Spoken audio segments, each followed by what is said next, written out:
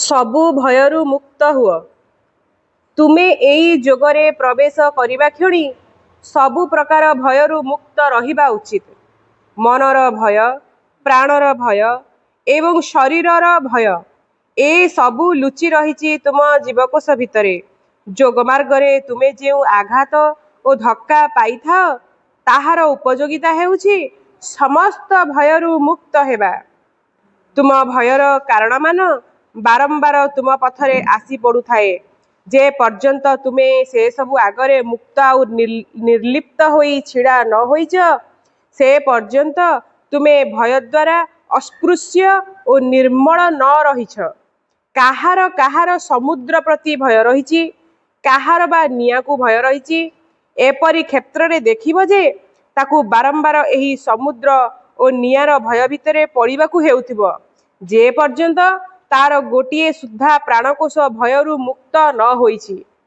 तुमे लक्ष्य करिबो जे जहाकू तुमे भय करूछ सेही भयर कारण तुम जीवन रे बारंबार आसुथिबो जे पर्यंत तुमे सेथिरु पूर्ण मुक्त न होइछ।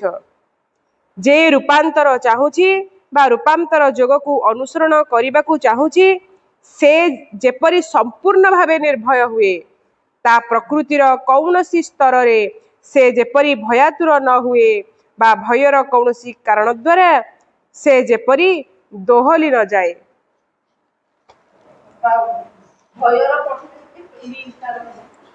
केबे भी भयभीत हुओ नहीं।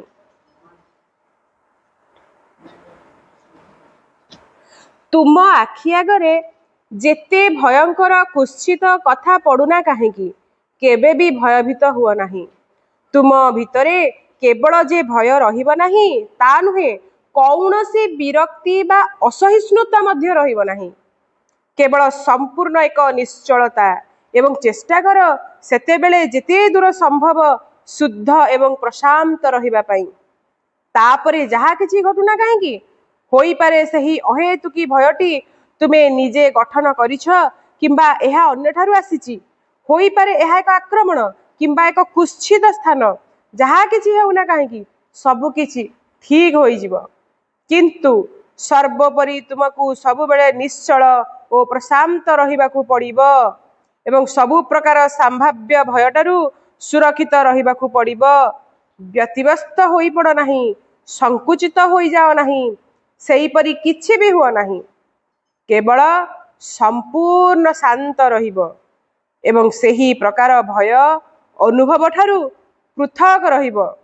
ताहेले किछि मंद घटिबो नाही, आदौ घटिबो नाही। एपरिकी जदि जणे प्रकृत शत्रु तुम उपरे आक्रमण करिबाकू आसे ए परिस्थिति रे से दुर्बल होई जाए। सब क्षेत्र रे कौनसी व्यतिक्रम न थाई जहा किछि घटुना काहेकि निश्चल और प्रशांत रुह। एक विशुद्ध शांति एवं ईश्वरंकर करुणा उपरे संपूर्ण विश्वास और निर्भरशीलता रख। जदि यह रखिपार तेबे निश्चित थाओ जे तुमर किछि विपद घटिबो नाही। मे 10, 1914। अधिकरु अधिक मोर स्पष्टबोध हेउछि जे आमे माने कर्मर एपरि एक पर्याୟରେ पहुँचिछु ଯେଉଁଠି ଅତୀତ ପ୍ରୟାସର ଫଳ ଦେଖା ଦେଇଥାଏ। ଏହା ଏପରି ଏକ ପର୍ଯ୍ୟାୟ ଯେତେବେଳେ ଆମେ ତୋର ବିଧାନ ଅନୁସାରେ ସେଇ ଅନୁପାତରେ କର୍ମ କରିପାରୁ ଯେଉଁ ଅନୁପାତରେ ଏହା ଆମ ସତ୍ତାକୁ ଅଧିକାର କରିଥାଏ। ଯଦିଓ ହୁଏତ ସଚେତନ ଭାବେ ତାହାକୁ ବୁଝିବାକୁ ଆମର ଅବକାଶ ନଥାଏ। ଆଜି ପ୍ରାତଃ କାଳରେ ଏକ ଦ୍ରୁତ ଅନୁଭୂତି ଭିତରେ ଗଭୀରରୁ ଗଭୀରତର ଆଡ଼କୁ ଅଗ୍ରସର ହେଲାବେଳେ ଯେପରି ସର୍ବଦା ହୋଇଥାଏ ଆହୁରି ଥରେ ତୋ ଚେତନା ସଙ୍ଗେ ମୋ ଚେତନା ଏକୀଭୂତ ହୋଇଗଲା। ମୁଁ ତୋ ମଧ୍ୟରେ ରହିଗଲି ଅର୍ଥାତ୍ କେବଳ ତୁ ହିଁ ରହିଗଲୁ। କିନ୍ତୁ ହଠାତ୍ ତୋର ଇଚ୍ଛା ମୋ ଚେତନାକୁ ବାହାରକୁ ଟାଣି ଆଣିଲା ଯେଉଁ କର୍ମ କରିବାକୁ ହେବ ସେଇ ଆଡ଼କୁ। ଆଉ ତୁ ମୋତେ କହିଲୁ ତୁ ସେଇ ଯନ୍ତ୍ର ହୋଇଯା ଯାହା ମୋର ପ୍ରୟୋଜନ। ଏହା କ'ଣ ତେବେ ସେଇ ଅନ୍ତିମ ତ୍ୟାଗ ନୁହେଁ? ତୋ ସଙ୍ଗେ ଏକତ୍ୱର ତ୍ୟାଗ, ସେଇ ମଧୁର ବିଶୁଦ୍ଧ ଆନନ୍ଦର ତ୍ୟାଗ, ଯାହା ଆସେ ତୋ ସଙ୍ଗେ ମୋର କୌଣସି ପାର୍ଥକ୍ୟ ନ ରଖିବା ଫଳରେ ଓ ପ୍ରତ୍ୟେକ ମୁହୂର୍ତ୍ତରେ ଏହି ଜ୍ଞାନ ରଖିବା ଫଳରେ। ବୁଦ୍ଧିଗତ ଜ୍ଞାନ ନୁହେଁ, କିନ୍ତୁ ଏକ ଅଖଣ୍ଡ ଅନୁଭୂତି ଦ୍ୱାରା ତୁ ହିଁ ଏକମାତ୍ର ସଦ୍ବସ୍ତୁ, ଆଉ ସବୁକିଛି ହିଁ ବାହ୍ୟିକ ମୂର୍ତ୍ତି ମାୟା ରୂପ। ବାହ୍ୟ ସତ୍ତା ଏକ ଅନୁଗତ ସେବକ ହୋଇ ଉଠୁ। ଯେଉଁ ଇଚ୍ଛା ଶକ୍ତି ତାକୁ ଚଳାଏ, ସେ ସମ୍ବନ୍ଧରେ ତାର ସଚେତନ ହେବାର ପ୍ରୟୋଜନ ନାହିଁ, ଏହା ନିଃସନ୍ଦେହରେ ମାନିଗଲି। କିନ୍ତୁ ଏଥିପାଇଁ ମୋତେ କାହିଁକି ସେହି ଯନ୍ତ୍ର ସଙ୍ଗେ ସମ୍ପୂର୍ଣ୍ଣ ଏକୀଭୂତ ହୋଇଯିବାକୁ ହେବ? ବରଂ ଏହି ମୁଁ ତୋ ସଙ୍ଗେ କାହିଁକି ଏକ ହୋଇଯାଏ ନାହିଁ? ତୋର ପୂର୍ଣ୍ଣ ପରାଚେତନାର ଜୀବନ ଲାଭ କରେ ନାହିଁ? ମୁଁ ଏ ପ୍ରଶ୍ନ କରୁଛି ଅବଶ୍ୟ, କିନ୍ତୁ ସେଥିପାଇଁ ମୋର କୌଣସି ଚିନ୍ତା ନାହିଁ। ମୁଁ ଜାଣେ ସବୁକିଛି ହେଉଛି ତୋ ଇଚ୍ଛାନୁସାରେ। ତେଣୁ ଶୁଦ୍ଧ ଚିତ୍ତରେ ତୋତେ ଆରାଧନା କରୁଛି। ତୋର ଇଚ୍ଛା ନିକଟରେ ପରମ ଆନନ୍ଦରେ ନିଜକୁ ଛାଡ଼ି ଦେଉଛି। ହେ ଭଗବାନ, ତୁ ମୋତେ ଯାହା ହେବାକୁ ଚାହୁଁ ମୁଁ ତାହା ହିଁ ହେବି। ହେ ଭଗବାନ, ତୁ ମୋତେ ଯାହା ହେବାକୁ ଚାହୁଁ ମୁଁ ତାହା ହିଁ ହେବି। ସଚେତନ ହୁଏ ବା ଅଚେତନ ହୁଏ, ଶରୀର ପରି କେବଳ ଯନ୍ତ୍ରଟିଏ ହୁଏ ବା ତୋର ପରାଚେତନା ପରି ହୁଏ, କି ମଧୁର, କି ଶାନ୍ତିମୟ ଆନନ୍ଦ ମୋର ହୁଏ ଯେତେବେଳେ ମୁଁ କହିପାରେ ସବୁ କିଛି ଭଲ। ଯେତେବେଳେ ବୋଧ କରେ ଯେ ତୁ ଜଗତର ସମସ୍ତ ଉପାଦାନ ଭିତରେ, ଯେଉଁମାନେ ଯେଉଁଠି ତୋର ବାହନ ହେବାକୁ ପ୍ରସ୍ତୁତ, ସେମାନଙ୍କ ଭିତର ଦେଇ କାମ କରିଚାଲିଛୁ। ତୁ ସକଳର ଏକଛତ୍ର ଅଧୀଶ୍ୱର। ତୁ ଅଗମ୍ୟ, ଅଜ୍ଞେୟ, ଶାଶ୍ୱତ, ପରାତ୍ପର ସଦ୍ବସ୍ତୁ। ହେ ଅନୁପମ ଏକତ୍ୱ, ତୋ ଭିତରେ ମୁଁ ଲୀନ ହୋଇଯାଇଛି। ମା। ମା। ଯାହାକୁ ଖୋଜିଲି ଏତେ, ବୁଲିଲି ରାଇଜ କେତେ। ଯାହାକୁ ଖୋଜିଲି ଏତେ, ବୁଲିଲି ରାଇଜ କେତେ। ସେ ତ ଧରା ଦେଲା ନାହିଁ, ଲୁଚିଛି କେଉଁଠି ସତେ। ମା, ଯାହାକୁ ଖୋଜିଲି ଏତେ, ବୁଲିଲି ରାଇଜ କେତେ। ଆକାଶ ନୀଳିମା ଛୁଇଁ, ସରିତର ବୁକୁ ଡେଇଁ। ଆକାଶ ନୀଳିମା ଛୁଇଁ, ସରିତର ବୁକୁ ଡେଇଁ। ଆକାଶ ନୀଳିମା ଛୁଇଁ, ସରିତର ବୁକୁ ଡେଇଁ। ଆକାଶ ନୀଳିମା ଛୁଇଁ, ସରିତର ବୁକୁ ଡେଇଁ। ଗିରିବନ କେତେ ନିରେଖି ଚାହିଁଲି, ଗିରିବନ କେତେ ନିରେଖି ଚାହିଁଲି, ତା ଭେଟ ପାଇଲି ନାହିଁ। ମା, ଯାହାକୁ ଖୋଜିଲି ଏତେ, ବୁଲିଲି ରାଇଜ କେତେ। ମା ଛଡ଼ା ଆଉ କିଏ ନୀତି ପାଶେ ପାଶେ ଥାଏ। ମା ଛଡ଼ା ଆଉ କିଏ ନୀତି ପାଶେ ପାଶେ ଥାଏ। ମା ଛଡ଼ା ଆଉ କିଏ ନୀତି ପାଶେ ପାଶେ ଥାଏ। ମା ଛଡ଼ା ଆଉ କିଏ ନୀତି ପାଶେ ପାଶେ ଥାଏ। ଅଜ୍ଞାନ ମନ ମୋ ଖୋଜୁଛି ତାଙ୍କୁ, ଅଜ୍ଞାନ ମନ ମୋ ଖୋଜୁଛି ତାଙ୍କୁ।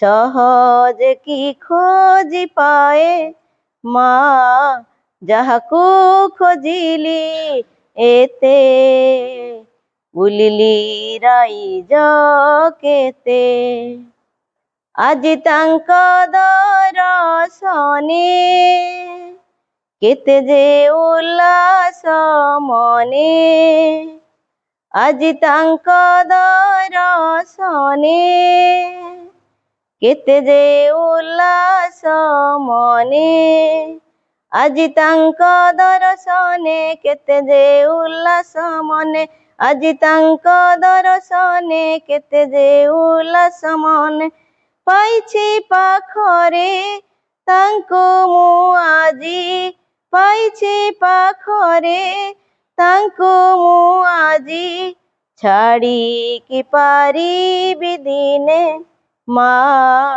ଯାହାକୁ ଖୋଜିଲି ଏତେ ବୁଲିଲି ରାଇଜ କେତେ ଯାହାକୁ ଖୋଜିଲି ଏତେ ବୁଲିଲି ରାଇଜ କେତେ ସେ ତ ଧରା ଦେଲା ନାହିଁ ଲୁଚିଛି କେଉଁଠି ସତେ ମା ଯାହାକୁ ଖୋଜିଲି ଏତେ ବୁଲିଲି ରାଇଜ କେତେ ଯାହାକୁ ଖୋଜିଲି ଏତେ ବୁଲିଲି ରାଇଜ କେତେ ମା। ओम श्री माता शरणं मम ओम श्री अरविंद शरणं मम। उपस्थित समस्त अपा भाई को वंदे मातरम।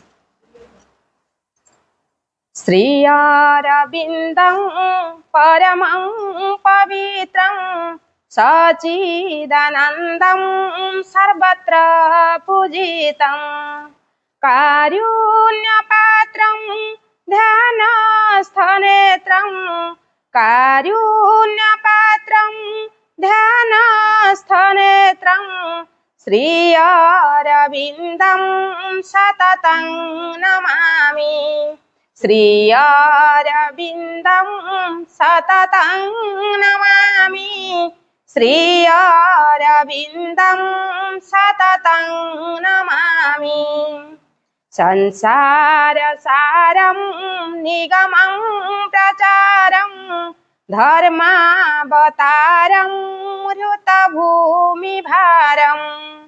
सदा निर्विकारं सुखसिन्धुसारं सदा निर्विकारं सुखसिन्धुसारं श्री अरविन्दं सततं नमामि श्री अरविन्दं सततं नमामि श्री अरविन्दं सततं नमामि लक्ष्मी विलासं जगतानिवासं दुःख विनाशं भुवनं प्रकाशं जुगावतारं दिव्यपुरुषं जुगावतारं दिव्यपुरुषं श्री अरविन्दं सततं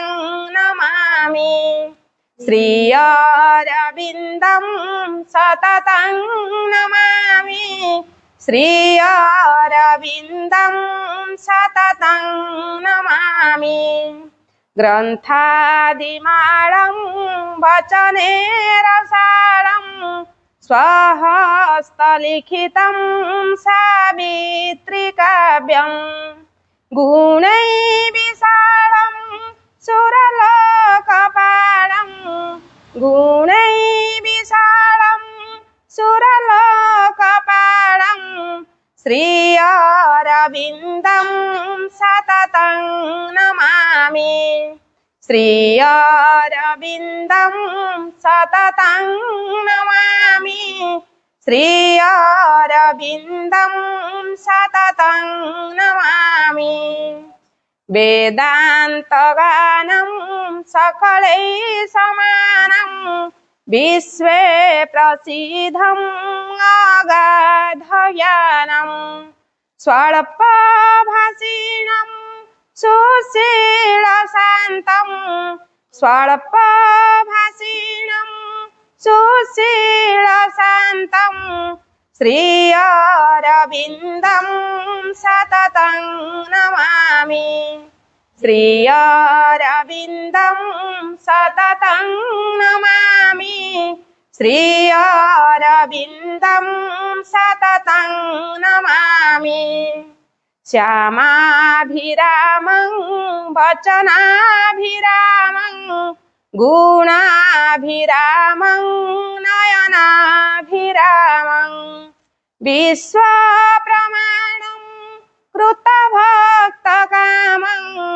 विश्वप्रमाणं कृतभक्तकामं श्री अरविन्दं सततं नमामि श्री अरविन्दं सततं नमामि श्री अरविन्दं सततं नमामि लीला शरीरं श्यामलवर्णं जगते विख्यातं मिष्टभाषिणं गम्भीरनादं जितसर्ववादं गम्भीरनादं जितसर्ववादं श्री अरविन्दं सततं नमामि श्री अरविन्दं सततं नमामि श्री अरविन्दं सततं नमामि खळे कृतातं सुजने विनीतं मीरारविन्दं मनसा प्रतीतम् अतिमानसम् अवतरणम् अतिमानसम् अवतरणम् श्री अरविन्दं सततं नमामि श्री अरविन्दं सततं नमामि श्री अरविन्दं सततं नमामि श्री अरविन्दं सततं नमामि श्री अरविन्दं सततं नमामि।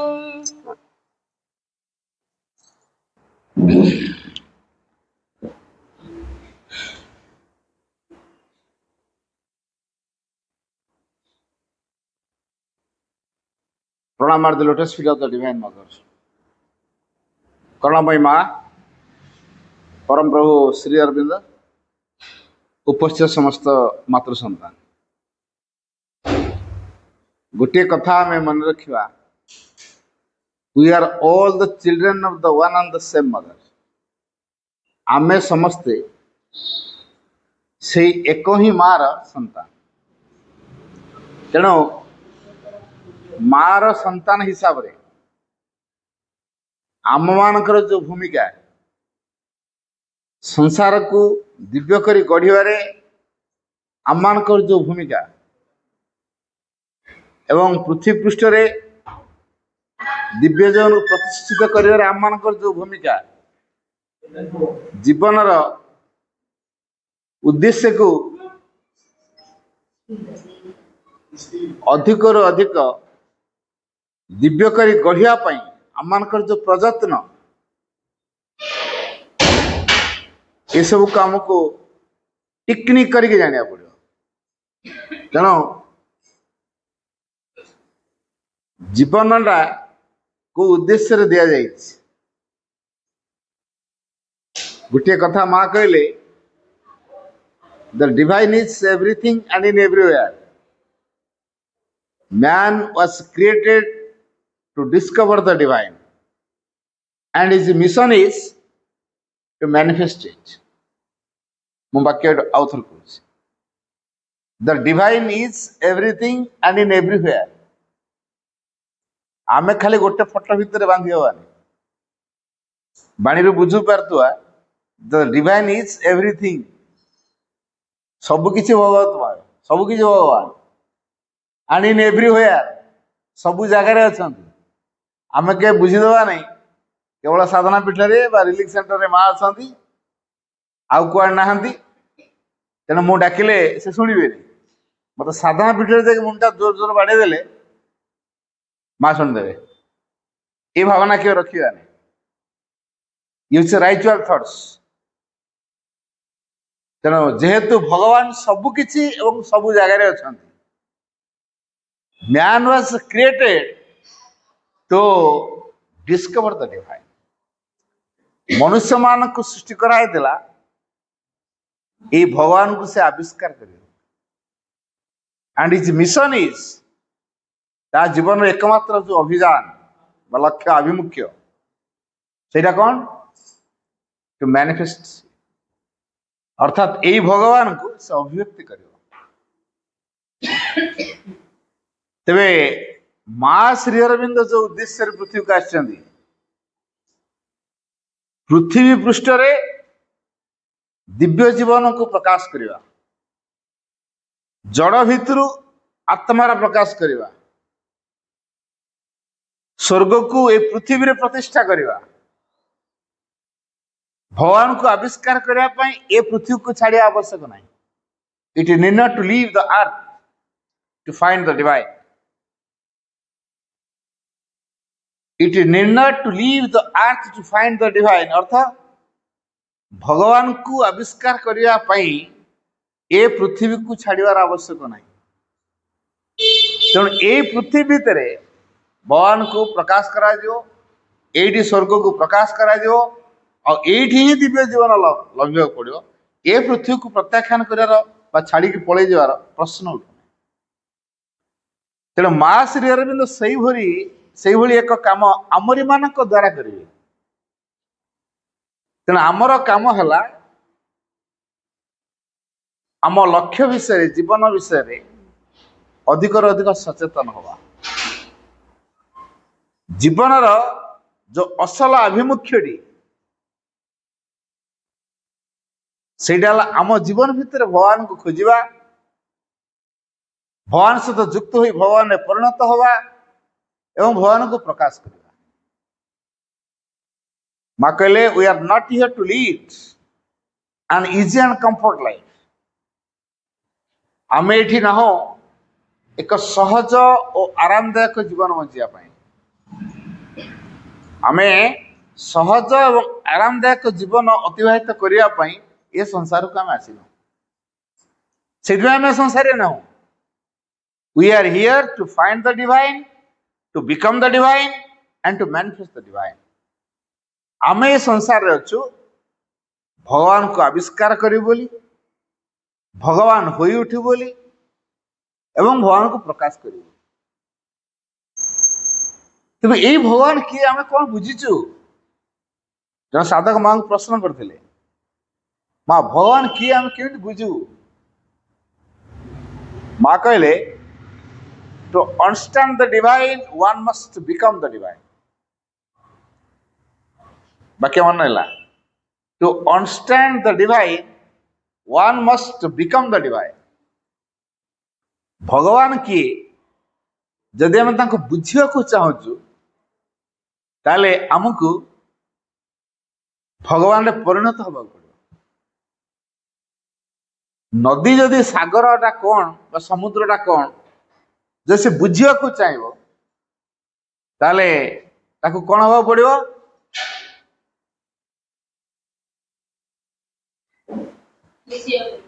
ନିଶ୍ଚିତ ଭଗବାନଙ୍କୁ ସହିତ ମିଶିବାକୁ ପଡ଼ିବ। ତେଣୁ ଭଗବାନ କିଏ ଯଦି ଆମେ ବୁଝିବାକୁ ଚାହୁଁଛୁ ତାହେଲେ ଆମକୁ ଭଗବାନ ହବାକୁ ପଡ଼ିବ। ହେଲା, ତେବେ ଏଇ ଯୋଉ ଭଗବାନ ହବା ସହଜ ସାଧ୍ୟ କଥା ନୁହେଁ। ଆମକୁ ଆମ ବାପା ମା ଆମ ଲକ୍ଷ୍ୟ ବିଷୟରେ ବେଶୀ ସଚେତନ କରେଇ ନାହାନ୍ତି। କହୁନାହାନ୍ତି ଆମେ କେବେ ମାଙ୍କୁ ଜାଣିଲୁ? ଆମେ ମାଙ୍କୁ କେବେ ଜାଣିଲୁ? କ'ଣ ମାତୃଗର୍ଭରୁ ମାଙ୍କୁ ଜାଣିଛୁ? କହିପାରିବା? କହିପାରିବା। କିଏ କୋଉଠି ପଢିଲା ପରେ, କିଏ କୋଉ କଲେଜରେ, କିଏ କୋଉ ସ୍କୁଲରେ, ବା କିଏ କୋଉଠି ମ୍ୟାରେଜ କଲା ପରେ, ଏମିତି ହେଲା ପରେ ସେ ମାଙ୍କ ପାଖକୁ ଆସିଛି। ତେଣୁ ଆମେ ମା ଶିଶୁ ଜାଣିବାଟା ଆମର ଡେରି ହେଇଯାଇଛି। ତେଣୁ ଆମର ଯଦି ଡେରି ହେଇଗଲା, ଆମେ କହିବା କି ଆମ ପିଲାର ବି ଡେରି ହଉ ନା। ଆମେ ଯୋଉ ଭୁଲଟା କରୁଛେ, ଆମେ କହିବା କି ଆମ ପିଲା ବି ସେଇ ଭୁଲଟା ରିପିଟ କରୁ। ତେଣୁ ଆମେ ଯେହେତୁ ଚାହିଁବା ନାହିଁ, ଆମେ ଯୋଉ ଭୁଲଟା କରୁଛୁ ଆମ ପିଲା ସେଇ ଭୁଲଟା ପୁଣି ରିପିଟ କରୁ, ତାହେଲେ ଆମକୁ କଣ କରିବାକୁ ପଡିବ? ଆମକୁ ଗୋଟେ ନୂଆ ଢଙ୍ଗରେ କାମ କରିବାକୁ ପଡିବ, ଯାହା ଆଜି ପର୍ଯ୍ୟନ୍ତ ସଂସାରରେ କରାଯାଇ ନାହିଁ। ତେଣୁ ଆଜି ସଂସାରର ଅବସ୍ଥାକୁ ଯଦି ଟିକେ ଅନୁଧ୍ୟାନ କରିବା, ଏଇ ଯେତେ ସବୁ କ୍ରାଇମ ହଉଛି, ଯେତେ ସବୁ ନୃଶଂସତା ବର୍ବରତାର କାମ ହଉଛି, ଏବଂ ଯେତେ ଅସତ ଅନ୍ୟାୟ ଠକାମି ଗୁଣ୍ଡାଗିରି, ଯେତେ ପ୍ରକାର ଅସାମାଜିକ କାର୍ଯ୍ୟ ହଉଛି, କୋଉମାନେ କରୁଛନ୍ତି? ବୟସ୍କ ମାନେ କରୁନାହାନ୍ତି, ବୁଢା ବୁଢା ମାନେ କରୁନାହାନ୍ତି, ୟଙ୍ଗ ଜେନେରେସନ କରୁଛନ୍ତି। ହେଲା, ସେଇ କଥାରେ ତ ମୁଁ କହିବାକୁ ଯାଉଛି। ଏସବୁ ଜିନିଷଟା ହଉଛି କାହିଁକି? ତାର କାରଣ ହଉଛି ଯେ ଶିକ୍ଷାର ଅଭାବ, ଚେତନାର ଶୁଦ୍ଧିକରଣ ହେଇନି। ଆଜି ପର୍ଯ୍ୟନ୍ତ ଯେତେ ସବୁ ଶିକ୍ଷା ବ୍ୟବସ୍ଥା ଥିଲା, ସେଥିରେ ଗୋଟିଏ ଲକ୍ଷ୍ୟ ରଖା ହେଇଥିଲା, ମନି କ୍ୟାରିୟର ସକ୍ସେସ। ଏଇ ଯୋଉ ତିନିଟା କଥା, ମନି କ୍ୟାରିୟର ସକ୍ସେସ, ସମାଜକୁ ଅବସ୍ଥାରେ ଆଣି ପହଞ୍ଚେଇ ଦେଲା। ଦେଖନ୍ତୁ, ଆଉ ଏମିତି ଭାବରେ ସେ ବର୍ତ୍ତମାନ ସଂକ୍ରମିତ ହେଇଛି, କାହାକୁ ବାଦ ଦେଇନି। ଏ ରୋଗଟା ବର୍ତ୍ତମାନ ପ୍ରତ୍ୟେକଙ୍କୁ ଧରିଛି, ପ୍ରତ୍ୟେକଙ୍କୁ। କେତେ ଜଣ କହୁନାହାନ୍ତି, କହୁଛନ୍ତି ଯେ ମୋ ପିଲାଟା ବ୍ରିଲିଆଣ୍ଟ ହବା ଦରକାର ନାହିଁ, ଗୋଟେ ଲିଭିଂ ସୋଲ ହବା ଦରକାର। କେତେ ଜଣ କହୁଛନ୍ତି? କେହି ବାପା ମା କହୁନାହାନ୍ତି। ପ୍ରତ୍ୟେକ ବାପା ମା ଚିନ୍ତା କଲେ, ନା ନା ମୋ ପିଲା ଗୋଟେ ବ୍ରିଲିଆଣ୍ଟ ପିଲା ହବା ଦରକାର ନା, ଆଉ ଭଲ ଚାକିରି ଖଣ୍ଡ କରିବା ଦରକାର ନା, ଆଉ ତାର ଗୋଟେ ଷ୍ଟାଟସ ରହିବା ଦରକାର, ଇମେଜ ରହିବା ଦରକାର। ତେଣୁ ବାପା ମା ଚାହୁଁଛନ୍ତି, ପିଲାକୁ ସେଇ ଭାବରେ ଗଢୁଛନ୍ତି। ପିଲା କୋଉଠୁ ବସିଯିବ? ତେଣୁ ଶିକ୍ଷାଟା କାହାର ଦରକାର? ବାପା ମା ଉପଯୁକ୍ତ ପରିବେଶ ଯୋଗେଇବେ। ବାପା ମା ସନ୍ତାନଟିକୁ ଆଣିବା ପୂର୍ବରୁ, ଏ ସଂସାର ଭିତରକୁ ଆସିବା ପୂର୍ବରୁ ବାପା ମା କେତେ ଆସ୍ପୃହା କରିବେ, ପ୍ରସ୍ତୁତି, ଏବଂ କୋଉ ପ୍ରକାର ପରିବେଶ ଯୋଗେଇବେ, ଯୋଉ ପରିବେଶ ଭିତରେ ମନି କ୍ୟାରିୟର ସକ୍ସେସର ଭାବଧାରା ନଥିବ, ପ୍ରେମ ଥିବ, ଆନନ୍ଦ ଥିବ, ସହଯୋଗ ଥିବ, ଅଗ୍ରଗତିର ଭାବରେ ସମସ୍ତେ ପରସ୍ପର ସହଯୋଗ କରୁଥିବେ, ଏବଂ ଆତ୍ମାର ଆବିଷ୍କାର, ଆତ୍ମାର ବିକାଶରେ ପରସ୍ପରକୁ ସହଯୋଗ କରୁଥିବେ, ତାହେଲେ ସେଇଟା ଆଉ ଯଥାର୍ଥ ପରିବାର। ପରସ୍ପର ସହଯୋଗରେ ବ୍ୟକ୍ତିର ଆତ୍ମବିକାଶର ଏକ କେନ୍ଦ୍ରର ନାମ ହେଉଛି ପରିବାର। ପରିବାର ସଂଜ୍ଞା ବୁଝିଗଲା?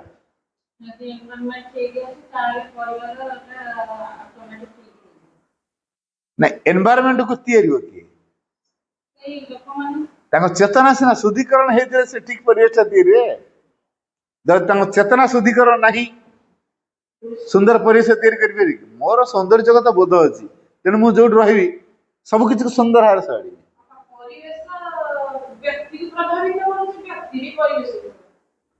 ନାଇଁ, ଦି ପ୍ରକାର କଥା ଅଛି। ପ୍ରଥମେ ବ୍ୟକ୍ତି ଚେତନାର ଶୁଦ୍ଧିକରଣ ହେଲେ ତା ଚେତନାର ପ୍ରଭାବରେ ପରିବେଶ ସଜାଡ଼ି ହେଇଯିବ, ଯାହାଫଳରେ କି ସେ ପରିବେଶ ଭିତରକୁ ଯିଏ ପଶିଯିବ ଅଟୋମେଟିକ ତା ଭିତରେ ସେଇ ପ୍ରକାର ଭାବନା ତିଆରି ହେଇଯିବ। ତେଣୁ ପ୍ରଥମେ ଯିଏ ପରିବେଶ ସଜାଡ଼ିବ ତାର ଚେତନାର ଶୁଦ୍ଧିକରଣ ଦରକାର, ତାପରେ ସେ ପରିବେଶ ଭିତରକୁ ଯିଏ ପଶିବ ତା ଭିତରେ ସେ ଅଟୋମେଟିକ ସେ ଭାବଟା ତିଆରି ହେଇଯିବ। ତେଣୁ ଆଗ କୋଉଟା ଦରକାର? ଯିଏ ପରିବେଶଟା ତିଆରି କରୁଛି ତା ଚେତନାର ଶୁଦ୍ଧିକରଣଟା ଦରକାର। ତେଣୁ ଯେତେ ବଡ ଅଡୁଆ ପରିସ୍ଥିତି ହେଇଥିଲେ ବି, ପରିବେଶ ହେଇଥିଲେ ବି, ଯଦି ଜଣଙ୍କର ଚେତନାର ଶୁଦ୍ଧିକରଣ ହେଇଛି, ବେଶ ସେ ସମାନ ପରିବେଶ ଭିତରେ ସେ ଭଲ ରହିପାରିବ ଏବଂ ପ୍ରତ୍ୟେକ କିଛିକୁ ସେ ପଜିଟିଭରେ ନେଇପାରିବ ଏବଂ ସବୁ କିଛି ଭିତରେ ପଜିଟିଭ ଇଫେକ୍ଟ ଦେଇପାରିବ। ତେଣୁ ଅସଲ କଥାଟା ହଉଛି ଚେତନାର ପରିବର୍ତ୍ତନ। जोटा श्री अरविंद चिंता कले जे ये जो शिक्षा धारा भितर गोटे बड़ कथा रही न्यूनेस रही सेटा द चेंज ऑफ कॉन्शियसनेस कौन से शिक्षा रे कथा कहे केवल श्री अरविंद कथा भितर ये कथा लगी बर्तमान एनईपी बाहर लागू हम ए वर्ष न्यू एजुकेशन पॉलिसी से 70% सृजन शिक्षा बाकी 30% आउ सब मिसी कराए तो श्री अरविंद शिक्षा को बर्तमान भारत सरकार ग्रहण कर कौन पाई कारण देखाला जिते प्रकार शिक्षा व्यवस्था सब सरकार कले से क्राइम बढ़ी चलला चोरी असत अन्याय ठकामी असामाजिक काम सब बढ़ी चलला तेणु जेहेतु ये सब असामाजिक कार्य गुड़ाक बढ़ी चलला से समाज किसी परिवर्तन देखादेला नहीं जनजीवन अस्तव्यस्त हो गला आउ ये टिके टिके छुआ माने भीतर जो प्रतिक्रिया प्रतिहिंसा भाव देखादेला उत्तेजनार भाव देखादेला दाबीर भाव देखादेला परवर्ती पर्यायर से माने को प्रकार काम कर बर्तमान देख नक्सल हो जाते उग्रवादी आतंकवादी हो तेणु आम शिक्षा व्यवस्था भितर कौन एमती व्यवस्था कर जहाँ हिंसा तैयारी होची ईर्षा तैयारी होची अहंकार तैयारी होची वाद विवाद तैयारी होची उत्तेजना तैयारी होची हक छिंडेकी नवा सब लड़ाई कर पकाउछन्ती ये जिनसटा पिलांकर कॉन्शियसनेस रे आसुची को केमिति हला से तेणु जो परिवेश भितर से उत्तेजना देखु नथुओ प्रेम देखुथुओ सहयोग देखुथुओ शांत भाव देखुथुओ हिंसा देखु नथुओ ईर्षा देखु नथुओ स्वार्थ देखु नथुओ अहंकार देखु नथुओ प्रेम रे समस्त परस्पर भितर हस खुशी भितर रहथि दुख कौन से जान नथुओ से अन्य का दुखी करे परबो दुख तो कौन जे जानी अन्य का से दुखी करे से करे परबो तेणु चेतनार परिवर्तन हूँ सबुठ गुरुत्वपूर्ण मु गोटे झील को पचारि 17 वर्षर गोटे झील को पचारि से निजे कहला केंदी बम मारिक थाना उड़ी कथा से कहला डेरी इमिति केमिति हला तुम भितर आम हक आम छिंडे कि नब सरकार आम सब व्यवस्था किंतु बाटमारणा आम आसिक थाना अभियोग कले भी थाना वाला पैसा खाई कथा को चापी दौरान आम क्या पाखे गुहारि कर थानाटा रन उड़ेदेली कि बोल्ड से कौन थाना उड़ेदेली अच्छा 17 वर्षर झीटा भितर ये जो भाव देखादेला कौट आसला विशेष विशेष पढ़ी नहीं सी विशेष पढ़ी नहीं है आदिवासी अधिष्ठित अंचल मालकानगिरी अंचल विशेष पाठ पढ़नी ता भितर कौन देखा दउछि प्रतिक्रिया दाबी उत्तेजना हिंसा है ये जो देखा देछि सेथिपाई से कौन है हिंसात्मक कांड करदेला तेणु मनुष्यर जो बर्बरचित कार्य होउछि तार कारण कौन आम भी करचु कौन करचु आम इच्छा को पिला मानक ऊपर लदी दउछु एटा होछि सबुठ बर्बरचित कार्य श्री अरविंद शिक्षार सेकेंड प्रिंसिपल है mind has to be consulted in its own growth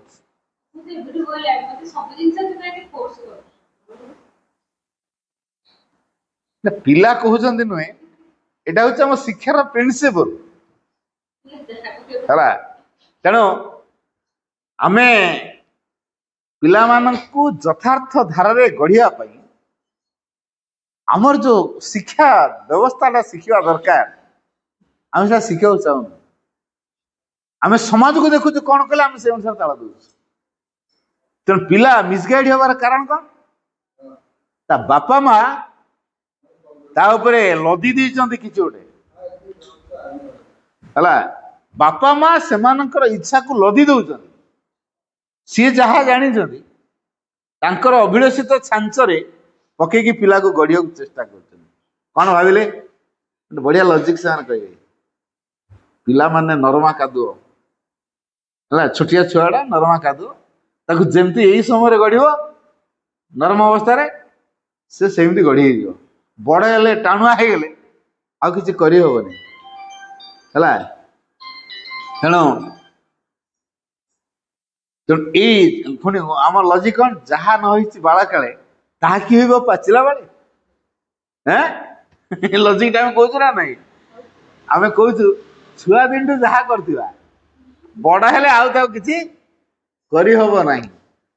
ତେଣୁ ଆମେ କ'ଣ କରୁଛୁ, ଆମର ଅଭିଳଷିତ ଛାଞ୍ଚରେ ପିଲାକୁ ବଢଉଛୁ।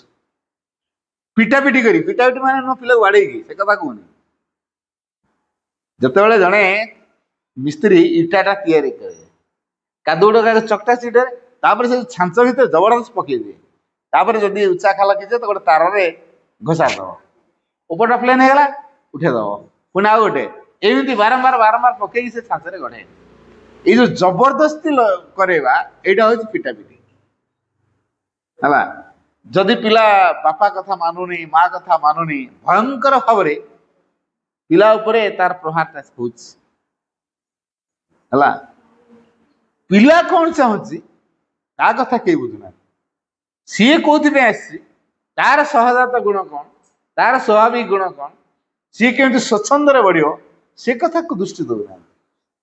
ମୁଁ ଚାହୁଁଛି ମୋ ପିଲାକୁ ଡକ୍ଟର କରେଇବି, ତେଣୁ ଏବେଠୁ ତାକୁ ସେଇ ପ୍ରକାର ଫିଲିଂ ଦେବା ଦରକାର ହେଲା। ସ୍କୁଲ ଯିବ, ଆସିବ, ପୁରା ମୋର ହୋମ୍ ଟାସ୍କ ପତ୍ର ସବୁ ଦେଖିବା ଦରକାର, ପାଠ ଯେମିତି ଲାଗି ରହିବ, ପାଠ ଭିତରେ ତା ମୁଣ୍ଡରେ ଯେମିତି ବାଜେ କଥା କିଛି ନ ଢୁକିବ ହେଲା।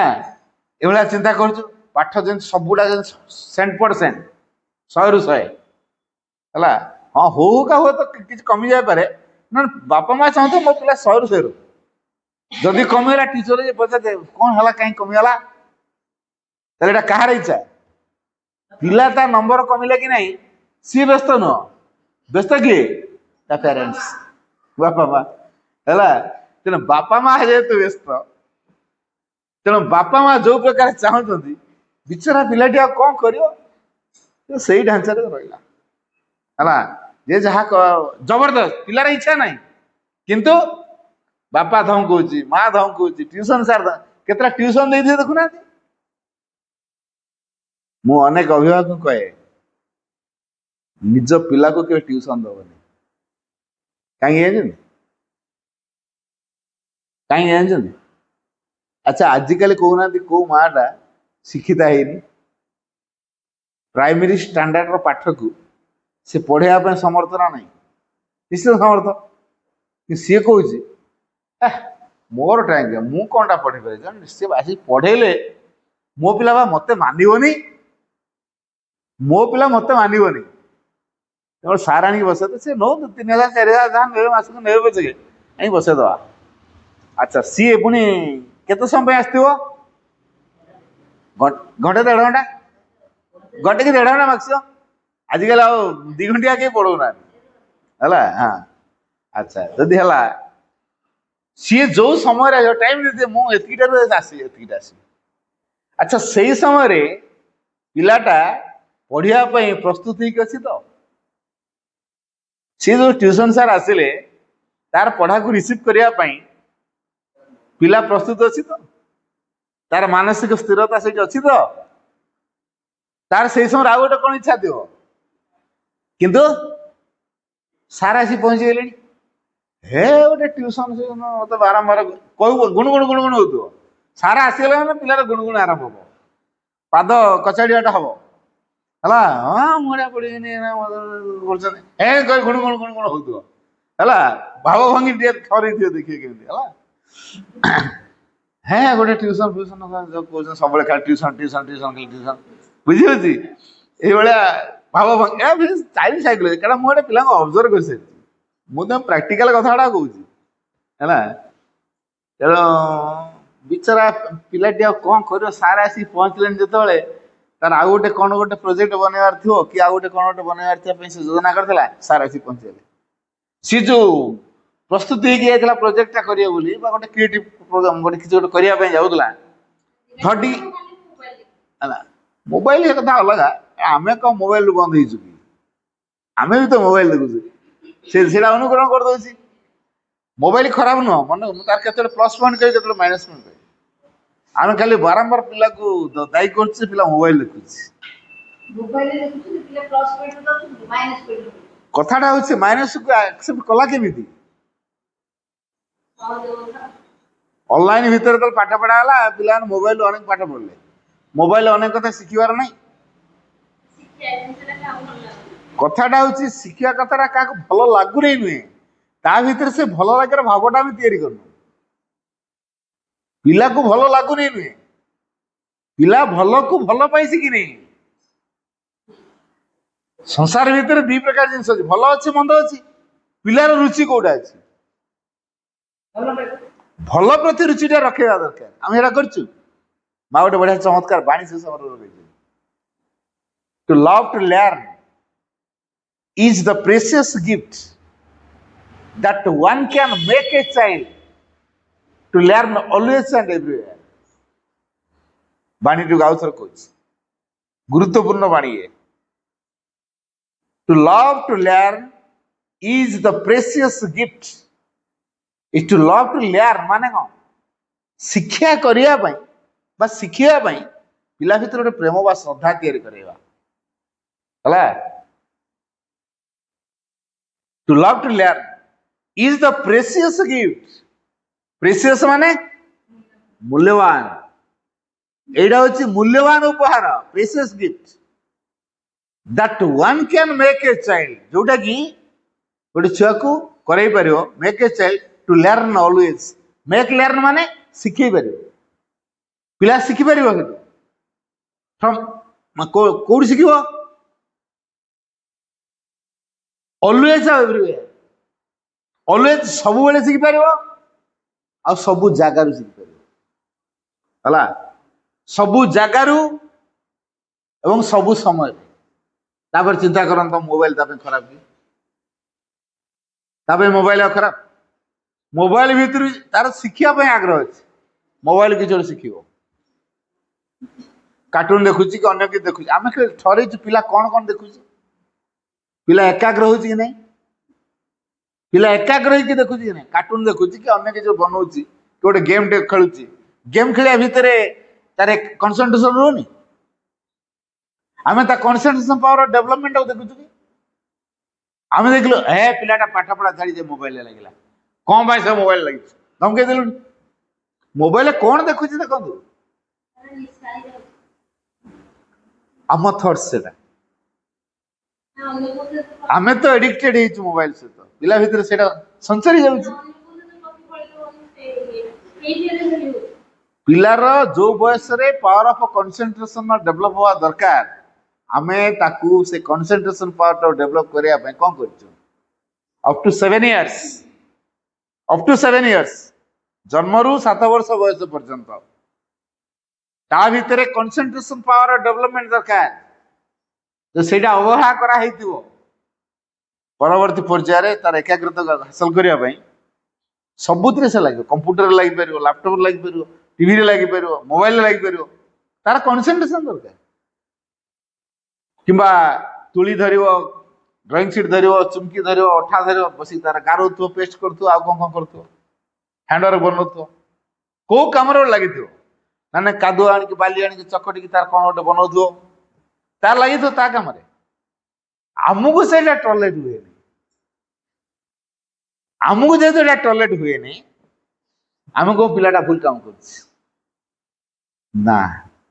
ପିଲାର ଏକାଗ୍ର ଶକ୍ତିକୁ ଆଗ ବୃଦ୍ଧି କରାନ୍ତୁ, ଶିଖିବା ପାଇଁ ଶ୍ରଦ୍ଧାକୁ ଜନ୍ମାନ୍ତୁ। ଏଇଟା ହଉଛି ତା ପାଇଁ ସବୁଠୁ ବଡ ଉପହାର। ତେଣୁ ପିଲା ଯଦି ଶିଖିବା ପାଇଁ ଶ୍ରଦ୍ଧା ତିଆରି କରିପାରୁଛି, ମୁଁ ସବୁ କଥା ଶିଖିବି, ତାହେଲେ ମୋବାଇଲ ଭିତରେ ଶିଖିବାର ନାହିଁ। ଆଜି ଦେଶର ହାଲ କଣ, ପୃଥିବୀର ହାଲ କଣ, କୋଉଠୁ ଆମେ ଦେଖୁଛେ?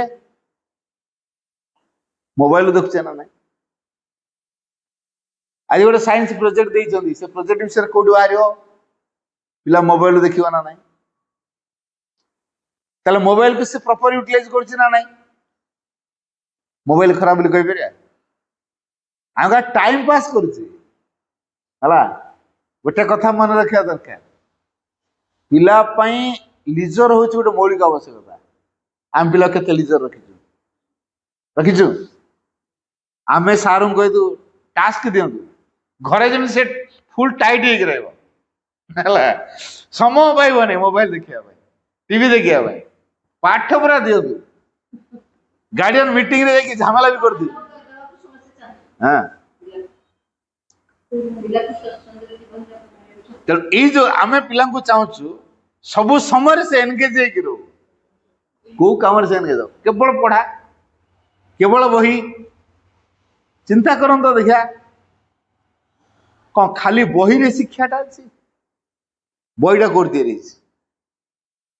बहीटा तैयारी कोठी हैं कागज कागज रा पुणी आसला सबाई घास बाउंस नेचर ना अन्य किसी प्रकृति ना अन्य किसी ताल पिला प्रकृति सहित संपृक्ति रखा दरकार ना नहीं कादुर बहुत कथा होची ना नहीं ये जो घर आम तैयारी करछु माटी रु इटा बनै कि तापर तो घर करछु ना हैं पानी बाली पंच महाभूत जो कुआ होची पिला को हम ता सहित केते परिचित करैछु आम घरर जते जिंस अछि ता सहित केते परिचित करैछु तार सेंस ऑर्गन गुडी को डेवलप करियार हम कोन करछु कोन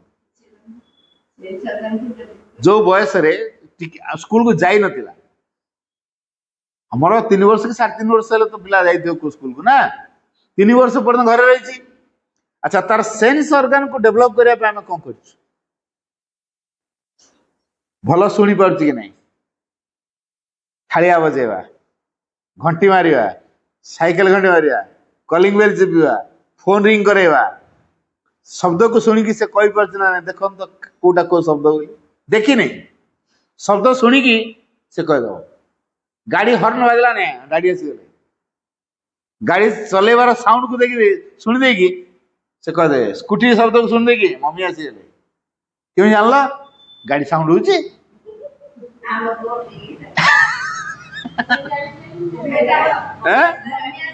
हाँ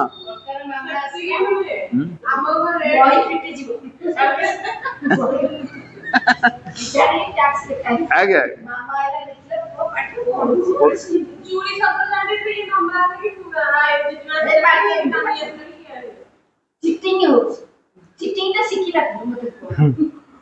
तेणु ये जो जिनस गुड़ा होची ना पिला मान को तो इंटेलिजेंस टा डेवलप करिया दरकार किंतु हाँ जो बयस रे पिला मानकर जो बयस रे पिला मानकर सेंस ऑर्गन गुडा को डेवलप अच्छा शिखुची से कोड शिखु देखिले शिखिबो सुनिले शिखिबो सुनिले शिखिबो चाखिले शिखिबो एटा लुणिया कि पिता कि खट्टा कि मीठा ताको हमें रखिवा देहा से कौन लुण को धरेवा कौन लगला पिला कह मीठा ठीक कहला ना भूल कहला एटा लुणिया बोली से केमे जानियो एटा मीठा बोली केमे जानियो एटा पिता बोली केमे जानियो एटा कसा बोली केमे जानियो ताको हम एडा सहित अक्वेंटेड करेनु करिछु सदिनटू कोना विभिन्न प्रकार रंग देखे देथिया बाटी सब आनिथिया कि अन्य कौन नालिया नेलिया कौन जिते प्रकार रंग हम जानी सारा देखा नालिया रंग केतरा कलेक्ट कलु से नाली बाटी गुड़ा कलेक्ट करके आनी धला बाटी गुड़ा कलेक्ट कर रंग विषय तो परिचित करले नहीं केतेटा हला काउंट दे कोन केतेटा हला कोटा बेसी देखा हो एटा बेसी सेटा बेसी स्कूल को जाई नहीं तापर से तार आपे आपे गणिया आरंभ कर देलानी हला एटा बेसी बोली कहूछ हला तेणु पिला आक्वेंटेड करा तार ऑर्गन गुड़ी होची अनेक कहते पिलाटार अक्षर कदर्जी होची जो बयस रे तार जो मोटर स्किल सब अच्छी आंगुठी अगरे हला मोटर स्किल हला तार डेवलपमेंट दरकार करनु तापर कोच पिला लेख से बंकाटा कर लिखुच अक्षर कदर्जी करछि अनेक अभिभावक कहते एते बयस हेलानी सप्तम श्रेणी पाठ बोलानी अक्षरटा नर्सरी श्रेणी पिला लिखुच कौन अपा भाई गुड़ा देखु ना कि खाता बदल डिग्री आंगुठी आंगुठी सीना बाड़ाते पेन देकी बाड़े दियते सी आइडिया बता दे पेन धरे दब एमती बाड़े दब मैं आंगुठा भांगी जाए सी बते दे उपाय गार्डियन एटा बते देबे कि आमर करिया कथा कि से भूल बतौछ ना ठीक बतौछ तापरे जदि पिलार किछ हेगला पुलिस स्टेशन लगे एफआईआर देते तेरे डुआल कथा सुन के हम ताको कथा सुनी काम करिया ନାଇଁ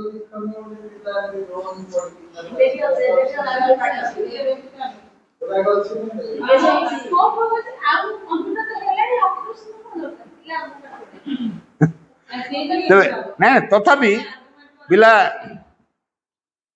ପିଲା ଯେତେବେଳେ ଶିଖୁଛି ଆମେ କହୁଛୁ ଡାଇରେକ୍ଟ ଯାଇକି ପାଠ ପଢୁ। ଅକ୍ଷର କେମିତି ଜାଣିବ? ଗାର ଟାଣି ଟାଣି ଯାଇକି ଶିଖୁନା। ଗାର, ସିଧା ଗାର, ଦେଢା ଗାର, ବଙ୍କା ଗାର, ଚନ୍ଦ୍ର ଭଳିଆ ଗାର, ତଳପୁଟିଆ ଗାର, ଏଇଭଳିଆ କରୁ କରୁକା ସବୁ ମଡେଇ ମଡେଇକା ତାପରେ ଆସିଯିବ ଶୂନ। ତାପରେ ଆଉ ଗୋଟେ ଚିତା ଦେଲା ହେଲା ଚ, ତାପରେ ଗୋଟେ ଡବଳ ଦେଲା ହେଲା ଟ, ସିଧା ଡବଳ ଦେଲା ହେଲା ଗ, ତାପରେ ଟିକେ ବଙ୍କା ଦେଲା ହେଲା ଗ ର, ତାପରେ ଦିଟା ଯୋଡି ଯୋଡିଆ କଲା, ତିନିଟା ଲାଗି ଯୋଡିଲା ଟଗର ଚକ। ଅକ୍ଷର ଗୋଟେ ପିଲାମାନେ ବର୍ତ୍ତମାନ ହଁ ଓଲଟା ଲେଖୁଛନ୍ତି ପରା। ତେଣୁ ପିଲାଟି ଓଲଟାଟା ଇଫେକ୍ଟ ହବ ନା। ହଁ ତେଣୁ ଓଲଟା ପ୍ରୋସେସ ଯେହେତୁ ଶିଖୁଛନ୍ତି ହଁ ତେଣୁ ଯୋଉ ସମୟରେ ଯୋଉଟା ଏଇଟା ଯୋଉ ହାତର ଯୋଉ ମୁଭମେଣ୍ଟଟା କେମିତି ହବ, ଯୋଉ ଓଲଟା ପାଲଟା ଲେଖୁଛି ତାର କାରଣ କଣ? ଏଇ ଯୋଉ ମୋଟର ସ୍କିଲ୍ ଆଙ୍ଗୁଠି ଆଗରେ ଯୋଉ ମାଂସପେଶୀଟା ନାହିଁ ହେଲା, ଲାର୍ଜ ମୋଟର ସ୍କିଲ୍ ଅଛି, ସ୍ମଲ ମୋଟର ସ୍କିଲ୍ ଅଛି ଆଙ୍ଗୁଠି ଆଗର, ତାକୁ ଷ୍ଟ୍ରଙ୍ଗ କରା ହେଇନି। ତାକୁ କେମିତି ହବ ନା କାଦୁଅ ଚକଟିଲେ, ବାଲିରେ ରଖିଲେ, ଏଗୁଡାକର ସବୁବେଳେ ଏକ୍ସରସାଇଜ ହଉଥିବା ଦରକାର। କୋଉ ପିଲା ବାଲି ପାଣି କାଦୁଅ ଏଗୁଡାକରେ ଆକ୍ୱେଣ୍ଟେଡ ହେଇଛି କହୁନାହାନ୍ତି? ଆମେ କହିଲୁ ଆମ ପିଲା A for B for C for କହିପାରିଲା କି ନାହିଁ ହେଲା, ନମ୍ବର କହିପାରନ୍ତି। ଦ୍ୱିତୀୟ ମାନେ 2 ବର୍ଷର ପିଲା ହେଲାଣି ଯଦି 100% ସେ କହିଦେଇ ପାରୁଛି, ଦେଖ ଆମ ପିଲା କେତେ ସ୍ମାର୍ଟ ଅଛି। ପୁଣି ଆମେ ବାହାଦୁର ନେବା ପାଇଁ କଣ କରୁଥିବା? ଯଦି ଆମ ଘରୁ କିଏ ବନ୍ଧୁବାନ୍ଧବ ଆସିଛନ୍ତି, ବାବା ଟିକେ କହିଦେଲୁ ଅଙ୍କଲକୁ କି ଆଈକି କହିଦେଲୁ କି ଅଜାକୁ କହିଦେଲୁ, ଯଦି ତା ଅଜା କିମ୍ବା ଆଈ ଆଗରେ ସେ ସବୁ ସଂଖ୍ୟା ଗାଇ ଦଉଛି, ରାଇମ ଯଦି କହିଦଉଛି, A for B for କହିଦଉଛି, ପିଲା କେତେ ସ୍ମାର୍ଟ ହେଲାଣି ଦେଖ। ଆରେ ବାହ ବଢିଆ ଶିଖୁଛି ତ, ଏ ପିଲାଟା ବଢିଆ ପାଠ ପଢିବ। କିଏ କହିଲେ? ବଢିଆ ପାଠ ବୋଲି କିଏ କହିଲେ? ଅଜା ଆସିଥିଲେ ତା ଆଗରେ କହିଦେବାନି ବଢିଆ। ଆମେ ଏଠି ବାହାଦୁର ନେଲୁ, ଦେଖ ଆମ ପିଲା କେମିତି ଶିଖେଇଛୁ। ଏଇ ଯୋଉ ଆମେ ଦେଖ କେତେ ଶିଖେଇଛୁ, ଏଠି କଣ କାମ କରୁଛି? ଆମର ଇଗୋଟା କାମ କରୁଛି। ପିଲା କଣ ହଉଛି, ଯୋଉ ବୟସରେ ସେ ମୁକ୍ତ ଭାବରେ ବଢିବା କଥା ତାକୁ ଆମେ ଚାପା ଦେଇଦେଲୁ। କଢରୁ ଫୁଲଟା ଫୁଟିବାକୁ ଆସୁଥିଲା ବେଳେ, କଢରୁ ଫୁଲଟେ ଫୁଟି ଆସୁଛି, ଆମେ ତାକୁ କପଡା ଗୁଡେଇ ଦେଲୁ କିମ୍ବା ତା ଉପରେ ଆଉ ଗୋଟେ କଣ ଚାପା ଦେଇଦେଲୁ, ସେ କଢଟା ଫୁଲ ଫୁଟିବ ତ? ଫୁଟିବ? ଫୁଟିବନି।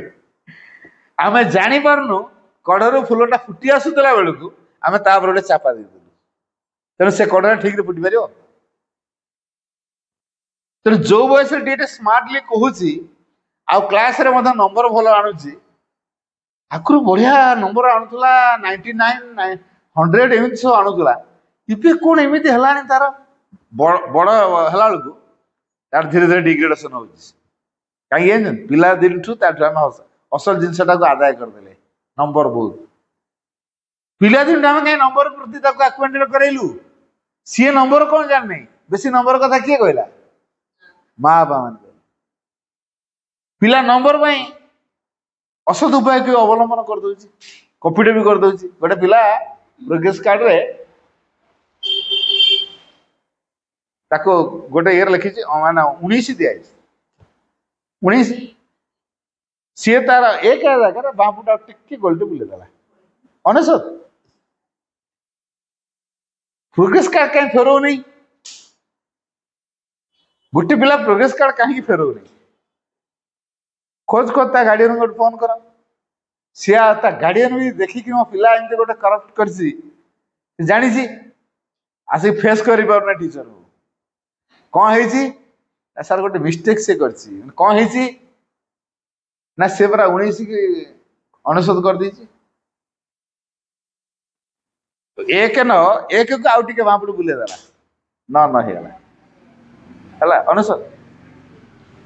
ମୋ ଗାର୍ଡିଆନ ଦେଖିବା ଦରକାର ମୋ ମ୍ୟାଥରେ 99 ଅଛି, କିନ୍ତୁ 19 ରଖିଛି, ହେଲା। 19 କଣ କରିଦେଲା? କାହିଁକି ଏଟା ଏଇ ଅସତରା ଉପାୟଟା କାହିଁ କଲା? ଗାର୍ଡିଆନ ମାନେ ନମ୍ବର ପାଇଁ ବିକଳ ହେଇଛନ୍ତି, ତେଣୁ ସେ ନମ୍ବର ପଢେଇଲା। ଦେଖ ମୋର ପ୍ରୋଗ୍ରେସ କାର୍ଡ ଟୋଟାଲି କଲା ବେଳକୁ ଅଧିକା ହଉଛି। କେମିତି କେମିତି ଲେଖିଛନ୍ତି? କିଛି ଗୋଟେ ଗଫିଲତି ନିଶ୍ଚୟ କରିଛି, ହେଲା। कन्फ्यूज हो टोटाली तो से हेनी ना क्या टीचर 19 को नहीं हिसाब करके टोटाल केते परसेंटेज केते से अनुसार ग्रेड केते लिखि देइछन पिला जो 19 के अनसद करदेला बर्तमान टोटाली भूल हो ना नहीं दायी किए हे गार्डियन को मास्टर मान गोटे कैलकुलेशन ज्ञान नहीं भूल भाल कौन लिखुं से कनसीयस गार्डियन भी लाज लगे बोली से प्रोग्रेस कार्डटा फेरौ नहीं कि को टीचर भी कही पारनी है कौन कह ता छुआ तो गोलमाल टी कर बुझी बुझी शेष व्यस्त हवा दरकार नहीं प्रोग्रेस कार्ड सिस्टम आम उठे दो कौन है असुविधा आम परीक्षा सिस्टम उठे दो नंबर सिस्टम उठे दो ज्ञान को एफिशिएंसी को आम ऑब्जर्व करी गोटे कौन दे दो गार्डियन मुंड वाया हम नहीं एटा हूँ एजुकेशनल सिस्टम है नंबर उठे देले पिला असद उपाय ग्रहण कर पारिबो नहीं परीक्षा चिंता रखिदे राति से बावली हम नहीं आम पिला राति बावली है राति पाठ बावली हो क्या टास्क गुला बहुत दिया एत लोड दिया जे से सब शिखी सारे परीक्षा अच्छी राति बावला जल हो शोवा हो परीक्षा सिस्टम उठीज केत चुप चुप परीक्षा आम नहीं जाऊ सी जानी पार तार गोटे रेकर्ड रखुवा 3टा कि 4टा कि 5टा परीक्षा करके आम टोटाल देखुता तार प्रकृत प्रोग्रेस होना डिग्रेडेशन होगा तेना जो फेज अनुसार आम गोटे गोटे परीक्षा परीक्षा मन मन करके नहीं जाऊे ऑब्जर्व करके रेकर्ड रखुता ये पिला कौन है एथर टाइम दी डाउन हो पुणी बढ़ी डाउन ग्राफ करुवा केत बढ़ला केत कमिला है progression regression progression regression average रे केते आसला 3 मास थरे कि मास थरे कि 2 मास थरे अभिभावक सहित देखा करेगी आम कही पार्थुआ जे यही प्रकार है तेणु एतिक आम करूँ देख प्रोग्रेस होगा खुशी गला पुणी तार प्रोग्रेस तार कहीं साइकोलॉजिकल फैक्ट पिलार मानसिक ठीक जदि अच्छी आसिले परीक्षा से भल लगे घर जो सकाल बिगड़े दिखाई से कौन गोटे मागी देनु रागी देचु कानटा मोड़ देचु चटकना मार देचु परीक्षा से रागी तम तम की जाइए ठीक लगी पार तो नंबर कम रखला जाइए पिला ना गार्डियन जाइए अनुमान कर बुझे आदि की ठीक मन को आसे ना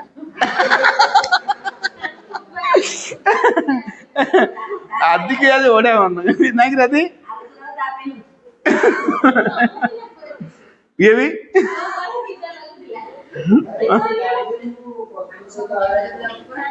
आगे ना मु जोड़ा को व्यवस्था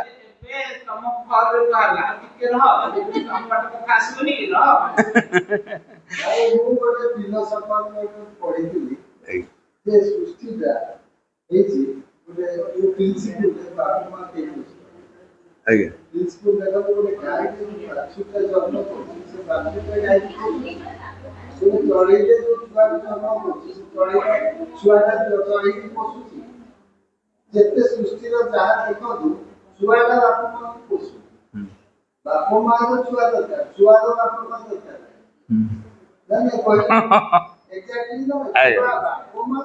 सी भगवान पिला आम आसक्ति रखी कौच पिलाटा मोर तेणु पिला मोर एमती हवा दरकार सेमती हवा दरकार केवे चिंता करूँ जे पिलाटा भगवान से भगवान पे आसी भगवान संकल्प साकार रूप दो से चिंताधारा कौन पेरेन्ट्स मान ना समस्ते कहते पिलाटा आमर बोली मो पिला किए कह भगवान पिला बोली स्टाटिस्टिक्स देखा को पेरेन्ट्स कह पिलाटा भगवान मो पिला नुह कह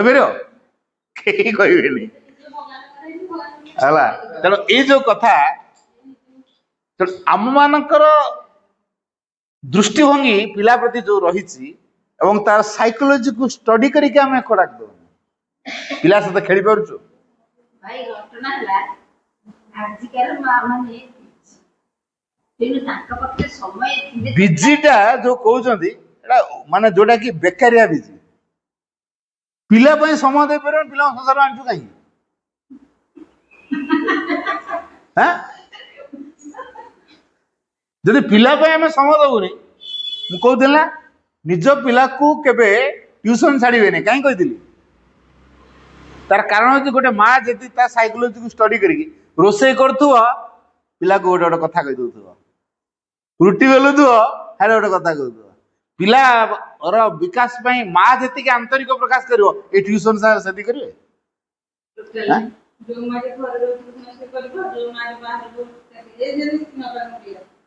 ना ना जो समय रोच ना सब नुह तथापि तो घर को आस ना ना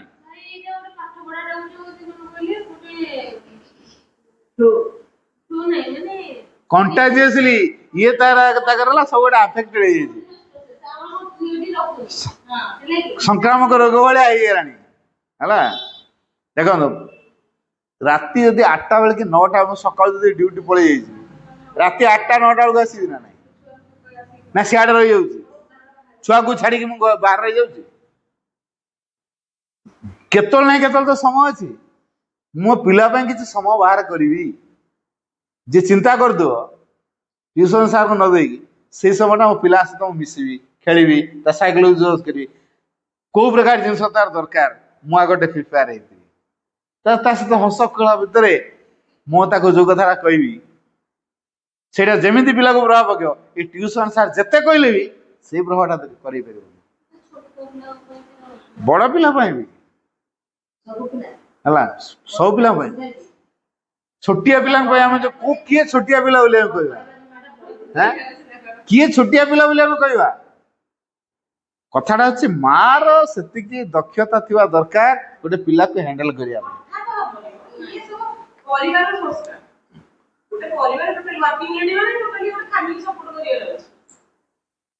तेणु पिला को माँ सहित मना कले चाकर मान पाखे छाड़बनी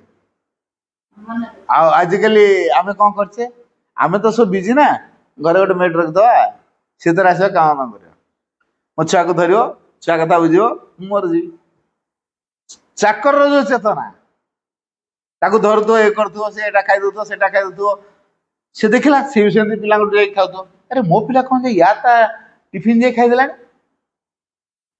कौट शिखला क्या चाकर तार कौन करे याडू ताडू खाई दिए लुचाणिया जिन खाई दिए से देखी तो काखे दिव धरिक बुलुव एटा टे खाई दौ से खाई दौ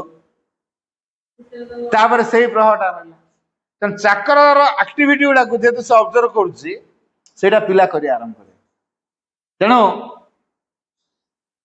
चाकर पाखे पिला को छाड़बनी बुझे तेणु mother is the first teacher है mother is the first teacher school परिवार हूँ गोटे स्कूल टीचर होती माँ बापा आम परिवार को आम स्कूल कर गोटे कथा मन रखा छोट पिला माने उपदेश कान बंद कर रखता उदाहरण देखा बापा माँ के एक्टिविटी कर आखि पूरा जल जल कर रखता कहबे किसी है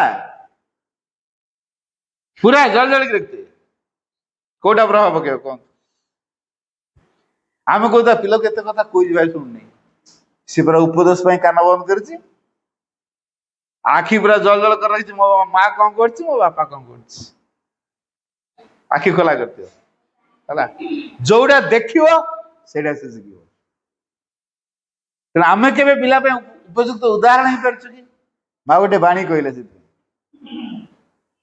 there is no better teaching than that of being an example है there is no better teaching than that of being an example ता माने कौन उदाहरण टीए हे उठिवा ठु बड़ी बड़ शिक्षा आउ किछि नाही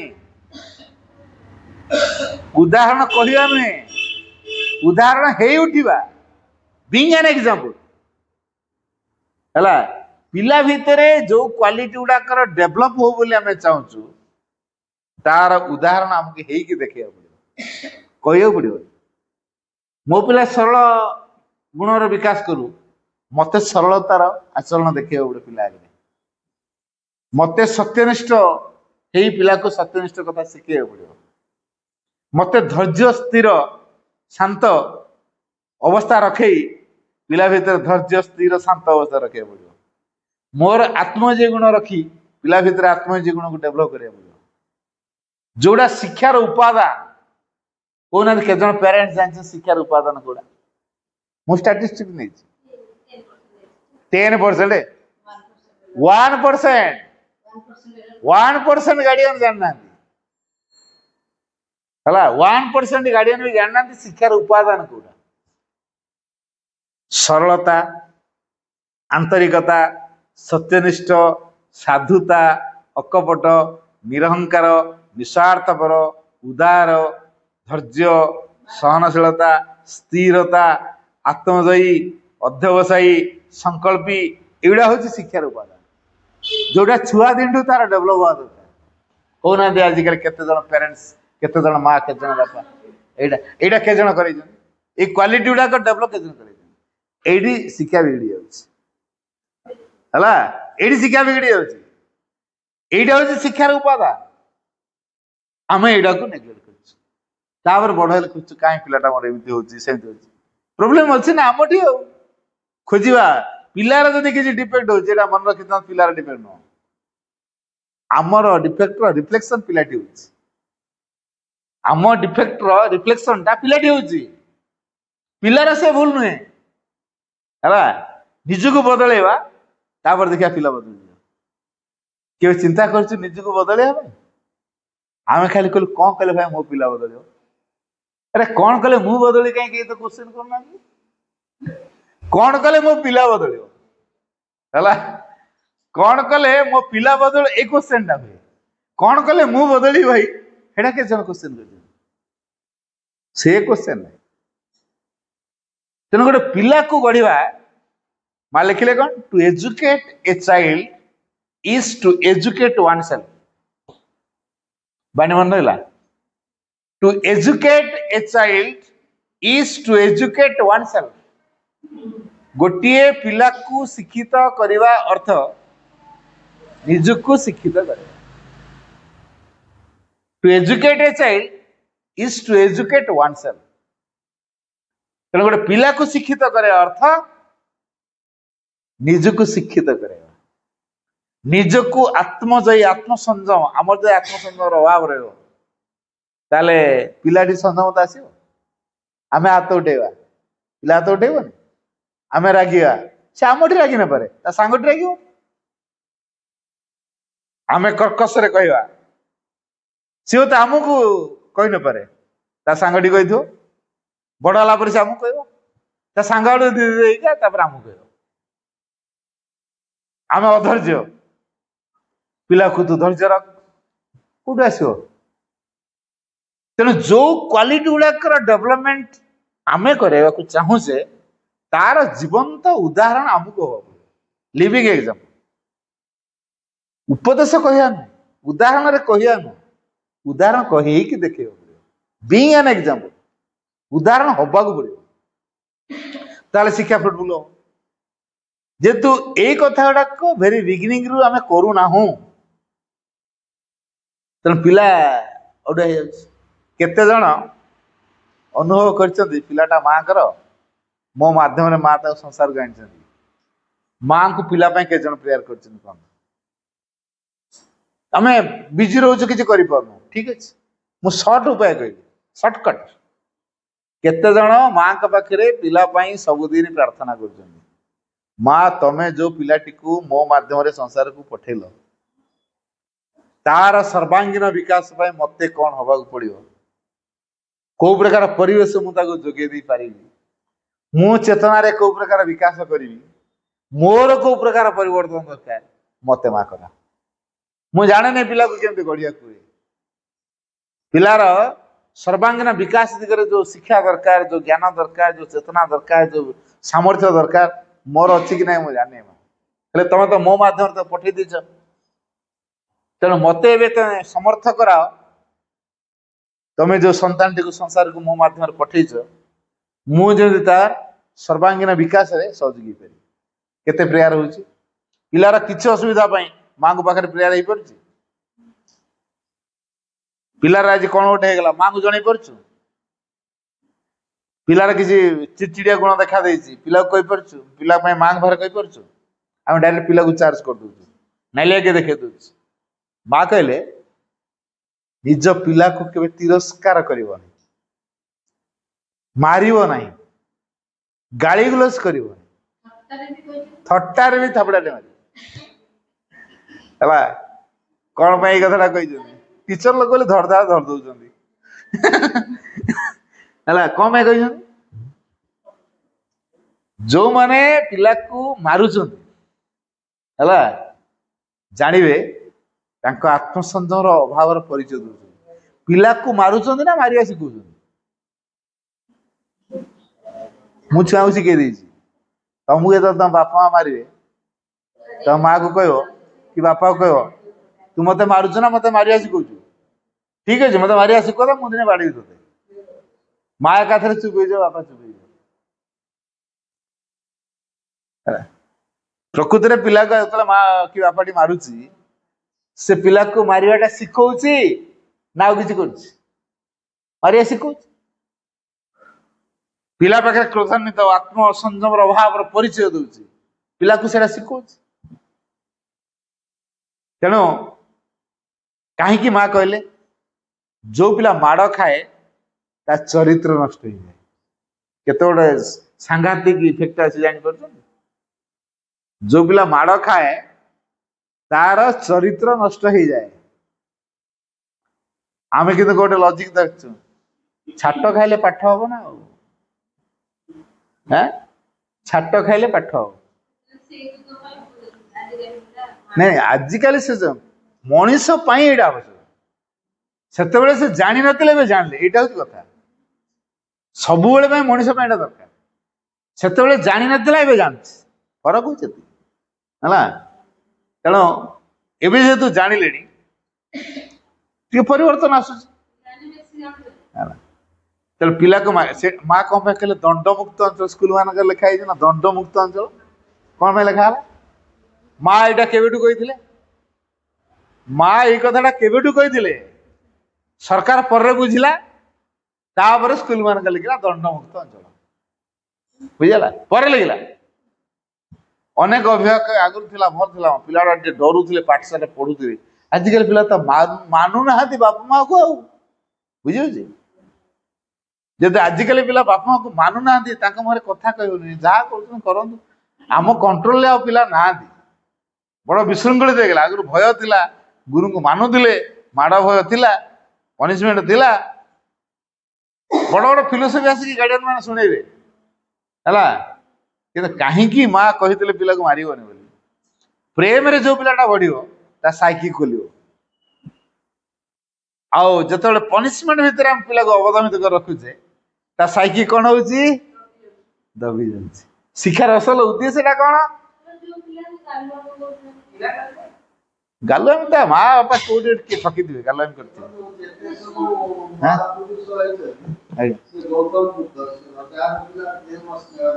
हाँ से महानव महानव नहीं अपांगर क्वेश्चन जो है गालुआमी कर जो गालुआमी शब्दर माने कौन हाँ मुझे कथा कहूँ पिला ग्रहणशील होनी एटा तो से कोटा नहीं अपन कथा ग्रहण कर बुझे से आपन कहीं मान भाई द वेरी क्वेश्चन पिला कहीं बापा को मान भाई पिला के चिंता कला कि मो बापा माँ मो भगवान पिला के अनुभव कला ना माँ लिखी शिक्षा बरेटा मु मन कहूनी है पिला दृष्टि बापा माँ देवता तुल्य जदि बापा माँ सम्मान पिला करू बोली इच्छा कर प्रति मुहूर्त सम्मान योग्य हवा पड़ो है पिला आमको भल व्यवहार कर प्रेमपूर्ण व्यवहार कर आशा कर आमको आग प्रेमपूर्ण व्यवहार करा पड़ो कि देखो पिला गाल गला मानला नहीं ये कौट गोटे डिफेक्ट रही पिला केत मान सी तो जान ମୋ ମା ମୋ ସହିତ ଖେଳୁଛି, ମୋ ବାପା ମୋ ସହିତ ଖେଳୁଛି, ମୋ ପ୍ରତି କାମରେ ସହଯୋଗ କରୁଛି। ମୁଁ ଯାହା କହିଦେଲେ ବି ମୋ ବାପା କେତେ ସହୁଛନ୍ତି, ମୋ ମା କେତେ ସହୁଛନ୍ତି, ମୋର ପ୍ରକୃତ ବନ୍ଧୁ ସେ। ପିଲା ଆମ ଭିତରେ ଭୟର ଭାବ ନାହିଁ, ପ୍ରେମର ଭାବ ଅଛି। କହିପାରିବେ ଆମ ପିଲା ଆମକୁ ଭୟ କରେ ନା ପ୍ରେମ କରେ? ଚିନ୍ତା କରି ଟିକେ କହନ୍ତୁ, ପିଲା ଆମକୁ ଭୟ କରେ ନା ପ୍ରେମ କରେ? ଆମେ ଆମ ପିଲା ଭିତରେ କିଛି ଭୟ ନାହିଁ, କିଛି ଭୟ ନାହିଁ। ନାଲିଆ କେବେ ଦେଖେଇନୁ, କର୍କଶରେ କହିନୁ ହେଲା। ଆମେ କହୁଛୁ ହଁ ମା ମାନେ ମାରନ୍ତି ମୋ ପିଲାଙ୍କ ସହିତ ମିଶିବା ଯେମିତି ଚଳୁଛନ୍ତି ବାହାରେ ବି ସେମିତି, ବାପା ମାଙ୍କୁ ଯେମିତି ସାଙ୍ଗ ଭଳିଆ କଥାବାର୍ତ୍ତା କରୁଛନ୍ତି ବାହାରେ ବି ସେମିତି କରୁଛନ୍ତି। ହଁ ମାନେ ଗୋଟେ ମାନେ କଣ କହିଲେ ବଡ ସାନ କି ଇଏ ସେଇଟା ଆମ ନୈତିକତା, ବଡ ସାନ ଆମ ନୈତିକତା। ମାନେ କଣ ପିଲା ନିଜେ ଗୋଟେ ଭଗବାନ ଜାଣିଛନ୍ତି ତ, ସାନ କୋଉଠି ହେଲା ସେ? କହିଲେ ପିଲା ସାଇକିକ ଦ୍ୱାରା ଗାଇଡେଡ, ଆମେ ବର ମାଇଣ୍ଡ ଦ୍ୱାରା ଗାଇଡେଡ। ଆମ ଅପେକ୍ଷା ମୋର ଭ୍ୟାଲୁଏବଲ ଛୁଆ, ପିଲା ଆମ ଅପେକ୍ଷା ଅଧିକ ଭ୍ୟାଲୁଏବଲ, କାରଣ ସେ ସିଧାସଳଖ ସାଇକିକ ଦ୍ୱାରା ଗାଇଡେଡ। ଆମେ ତ ବୁଦ୍ଧି ହେଇଗଲା ବୋଲି ବାହାର ବୁଦ୍ଧି ପ୍ରୟୋଗ କରିକି ଆମ ସାଇକିକ ଭିତରେ ରହିଥିଲୁ, ବର୍ତ୍ତମାନ ଆବିଷ୍କାର କରିବା ପାଇଁ ଯୋଗ ଦରକାର।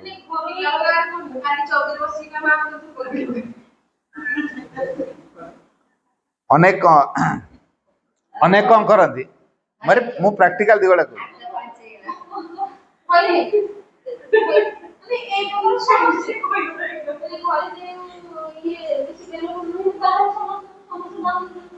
ପିଲାମାନେ ଭାରି ଅନୁକରଣ ପ୍ରିୟ, ଯାହା ଦେଖିବେ ସେ ସେଇଟା ଅନୁକରଣ କରିବେ।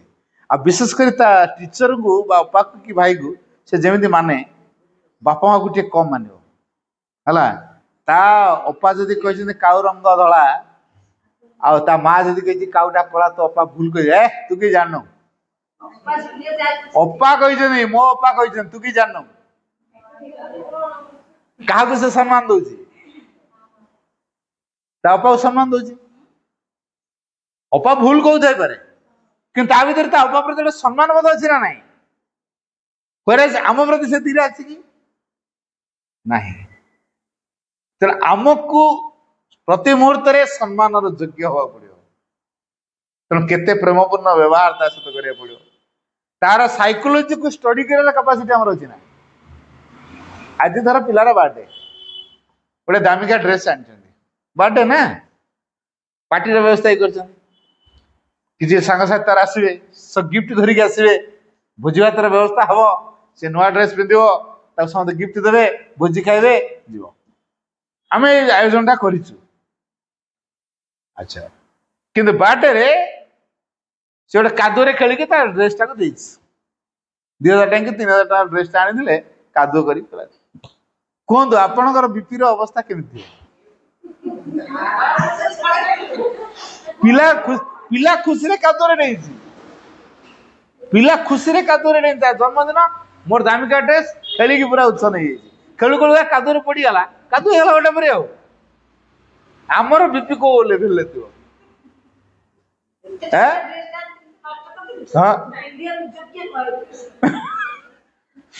ତେଣୁ ଆମର ଅବସ୍ଥା, ବିପି ପାରାମିଟରଟା ଟିକେ ମାପିବା, ସେଟା କେତେ? ଆଉ ପିଲା ତାର ଖୁସି ଅଛି ନା ନାଇଁ? ପିଲା ଖୁସି ଅଛି କି ନାଇଁ? ପିଲା ତାର ଖୁସି ଅଛି, ହେଲେ ବିପିର ପାରାମିଟରଟା ବଢିଛି କାହାର? ମାର ବାପାର ହେଲା। ତେଣୁ ଯଦି ପିଲାର ବାର୍ଥଡେ, ନୂଆ ଡ୍ରେସ ପିନ୍ଧିଛି, ତା ମନ ଖୁସି, ଡ୍ରେସ ପିନ୍ଧିକି ଆଜି ତାର ଫ୍ରିଡମ ପାଇଛି, ମନ ଇଚ୍ଛା ସେ କାମ କରୁଛି। ତ କାଦୁଅ ହେଇଗଲା, ହଁ କଣ ହେଇଗଲା ଏଠୁ କାଦୁଅ, ଚିନ୍ତା ସେ କାଦୁଅ ହେଇଛି ବୋଲି ତାର ଚିନ୍ତା ନାହିଁ। କିନ୍ତୁ ବେଶୀ ବ୍ୟଥିତ କିଏ? ତା ପ୍ୟାରେଣ୍ଟସ। ତାର କାନକୁ ମୁଠି ଦେ, ଡାକି ଦେ, ଭଳିଆ ପିଲା ଗୋଟେ, ତୁ ଏଟା କଣ କଲୁ, କଣ ଡ୍ରେସଟା କହି 200 ଟଙ୍କା ଲଗେଇ ଦେଇଥିବେ। ସଇଲା, ତା ଜନ୍ମଦିନ ସେ ମାଡ଼ଟି ଖାଇଲା, ମୁହଁଟା ଶୁଖି ଯାଇଥିବ, ଆଉ ରୁଷି ଯାଇଥିବ, ହାଡା କିଛି ମୁଁ କରିବିନି, ଗୋଟେ କଣରେ ଗୋଟେ ବସିଥିବ, ସାଙ୍ଗମାନେ ଆସିଲେ ଜାଣୁଥିବ। ଏ ଯୋଉ ସାଇକୋଲୋଜିକାଲି ହାମାରିଂ ହେଲା, ରିକଭର କରିହବ? କେବେ ହବନି, କେବେ ହବନି। ଆମେ ତା ସାଇକୋଲୋଜିକୁ ମୋଟେ ଜଜ୍ କରିନୁ। ପିଲା ତ ଖୁସିରେ ଖେଳୁଥିଲା, କାଦୁଅ ହେଇଛି ନା, ଠିକ ଅଛି, ଆଉ ନହେଲେ ନାଇଁ, ଆମେ ସେମିତି ଆଉ ଗୋଟେ ସଫା ଡ୍ରେସ ଗୋଟେ ପିନ୍ଧେଇଦବା। କାଦୁଅ ତ ହେଲା, ଖେଳି ଖେଳିକି ଆନନ୍ଦରେ କରିଛି। ନା ଆମେ ଆମ ଆତ୍ମସଂଯମ ଅଭାବ କରି ଆମ ବିପିର ପାରାମିଟର ବଢେଇ ଦେଇଛ, যেটা ପିଲା ଉପରେ ଗୋଟେ ମାରାତ୍ମକ ପ୍ରଭାବ ପକେଇଛି। ଏଟା କେବେ ଠରେଇନ। ତେଣୁ ପିଲା ପାଖରେ ଆମକୁ ସବୁବେଳେ ସମ୍ମାନର ଯୋଗ୍ୟ ହବାକୁ ପଡିବ। ସେ ସବୁବେଳେ ଚିନ୍ତା କରିବ ମୁଁ ଯାହା କହିଲେ ମୋ ବାପା କିଛି କହିବେନି କି ମୋ ମା କିଛି କହିବେନି। ସେ ଯାହା ଭୁଲ କରିଥିଲେ ପିଲା ଆସି କହିପାରୁଛି ନା, ମଙ୍ଗି ପାରୁଛି ନା, ତାହେଲେ ଜାଣନ୍ତୁ ଆପଣ ଠିକରେ ଅଛନ୍ତି। ହଁ ଘର ପରିବାର ହଉ କି ମୋବାଇଲ ଆମର ଲିଭିଂ ର ମୂଳ ଲକ୍ଷ୍ୟଟା କଣ ହେଲା? ପିଲାକୁ କେବଳ ଲଭ ଆଫେକ୍ସନ ମାଧ୍ୟମରେ ଯଥାର୍ଥ ଭାବରେ ଗଢ଼ିପାରିବେ। Only love affection. ଆମେ ତାର ଅସଲ ଉଦ୍ଦେଶ୍ୟ ହେଲା ସାଇକିକ କେମିତି ଫ୍ରଣ୍ଟ ଆଣିବା, ସେ ସାଇକିକ ଦ୍ୱାରା କେମିତି ପରିଚାଳିତ ହବ, ତେବେ ଶିକ୍ଷା ଫୁଟଫୁଲ ହବ। ସାଇକିକ ଓପନ ହବ କେବଳ ଲଭ ଆଫେକ୍ସନ। ଆଉ ଯଦି ଆମର ଲଭ ଆଫେକ୍ସନ ଆମ ପିଲା ପ୍ରତି ନାହିଁ, ପ୍ରେମପୂର୍ଣ୍ଣ ବ୍ୟବହାର ଯଦି ଆମେ କରୁନୁ, ତାର ଗୋଟେ କଣ ମାଇନର ମିଷ୍ଟେକ୍ ପାଇଁ ଆମେ ତ ଘର ଘର ହଉଛୁ, ଏଇଟା ଲଭର ପରିଚୟ ନୁହେଁ। ହେଲା କଣ ଆମକୁ ନା ପିଲାଟା ଠିକ କେମିତି କରିବ, ଆରେ ତା ଚେତନା ଅନୁସାରେ ସିଏ କରିଛି ନା ଠିକ ନୁହଁ। ସିଏ ତ ନିଜେ ଜାଣିବ, ନିଜେ ତାର ଦେଖିଥିବ ସବୁ ଠିକ ଗୁଡାକୁ ଦେଖି ଦିଆଯାଉଛି, ତା ତୁଳନାରେ ସେ ନିଜକୁ ମାପି ନବ। ଆରେ ମୁଁ ତ ଏଇଟା କରିନି, ଏଇଟା ଭୁଲ ହେଇଗଲା, ମୁଁ ଆଉ ଥରେ କରେ। ପିଲା ନିଜେ ପ୍ରେରିତ ହବ ଶିକ୍ଷା ପାଇଁ, ପିଲା ନିଜେ ପ୍ରେରିତ ହବ। ଆମେ କହୁଛେ ନା ତୁ ଏଇଟା ପଢ, ଏଇଟା କର। ପିଲା ନିଜେ କେ ପ୍ରେରିତ ହେଇଛି ପଢିବାକୁ, ନିଜେ କିଛି କରିବାକୁ ଆଗ୍ରହ ପ୍ରକାଶ କରିଛି। ପିଲା ଯେତେବେଳେ ନିଜେ କିଛି ଆଗ୍ରହ କରି କରିବା ପାଇଁ ଚାହୁଁଛି, ଆମେ ସହଯୋଗ କରିଛୁ କରିନୁ। ପରୀକ୍ଷା ଆଜିକାଲି ସେ ପାଠ ନ ପଢି ହ୍ୟାଣ୍ଡୱାର୍କ କରୁଛି, ଆମ ମୁଣ୍ଡ ଗରମ। କାଲି ପରୀକ୍ଷା ଅଛି ଆଉ ସେ ପାଠ ନ ପଢିକି ହ୍ୟାଣ୍ଡୱାର୍କ କରୁଛି, କିଛି ନଥିଙ୍ଗ। କାରଣ ପରୀକ୍ଷା ସହିତ ତାର କଣ ସମ୍ପର୍କ ଅଛି? ଆମର ଅସଲ ଉଦ୍ଦେଶ୍ୟ ତା ସାଇକି ଖୋଲିବାର ଅଛି। ହେଲା, ଯଦି ତା ସାଇକି ଖୋଲିଗଲା, ତା ଲାଇଫରେ ଏମିତି ମାତ୍ରା ଡେଭଲପ ହବ ଯୋଉଟା ଆପଣ ଏମିତି ଟ୍ରେନ କରିକି ତା ପାଖରେ ଗାଇଡ କରି ସେଠି କରେଇ ପାରିବେ। ଅସଲ କଥାଟା ତା ସାଇକିକୁ ଫ୍ରଣ୍ଟକୁ ଆଣିବା, ତା ସାଇକି ଦ୍ୱାରା ସେ ପରିଚାଳିତ ହବ। ଏଇଟାକୁ ଆମେ କେହି ପ୍ରୋତ୍ସାହିତ କରୁନୁ।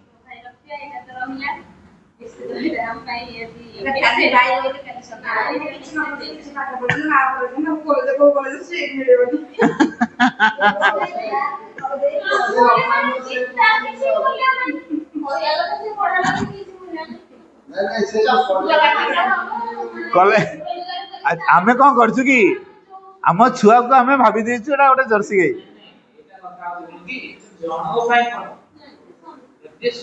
ଏଇଟା ଇନ ଜେନେରାଲ ପ୍ରତ୍ୟେକ ପ୍ୟାରେଣ୍ଟସ ମାନଙ୍କର ଏଇ ଡିବେଟ।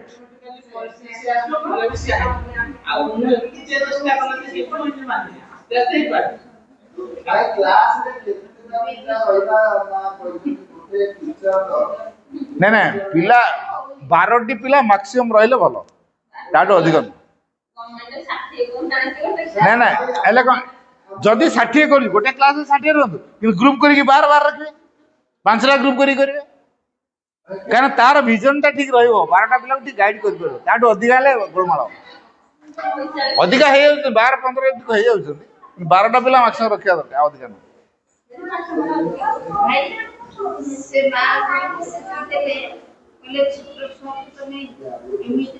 ଥାପୁଡ଼ାଇଲେ ଛଟାରେ ସେଇଟା ତାପରେ ଗୋଟେ ଛାପା ରହିଯାଏ, ଯୋଉଟା ପରବର୍ତ୍ତୀ ପର୍ଯ୍ୟାୟରେ ତାର ଇଫେକ୍ଟଟା ସେ ଦେଖାଏ। ଆତ୍ମସନ୍ଦେହର ଅଭାବ, ଚରିତ୍ରର ସ୍ଖଳନ।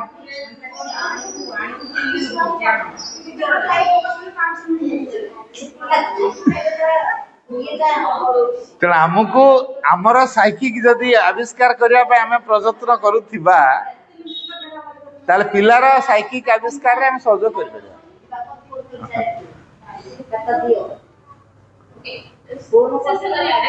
ସାରିବା। ହଉ, ହଁ, ମମତା ବାପାଙ୍କର ଲାଷ୍ଟ ଗୀତଟି ଅଛି। ହଁ ଠିକ ଅଛି ଅପା, ଠିକ ଅଛି। ଆମେ ପ୍ରେୟାର ପରେ ରଖିବା, 2 ଜଣ ଅପା ଅଛନ୍ତି, 2ଟା ପ୍ରେୟାର ଗାଇବେ, ତାପରେ ଆମେ ସାରିବା। ଅପା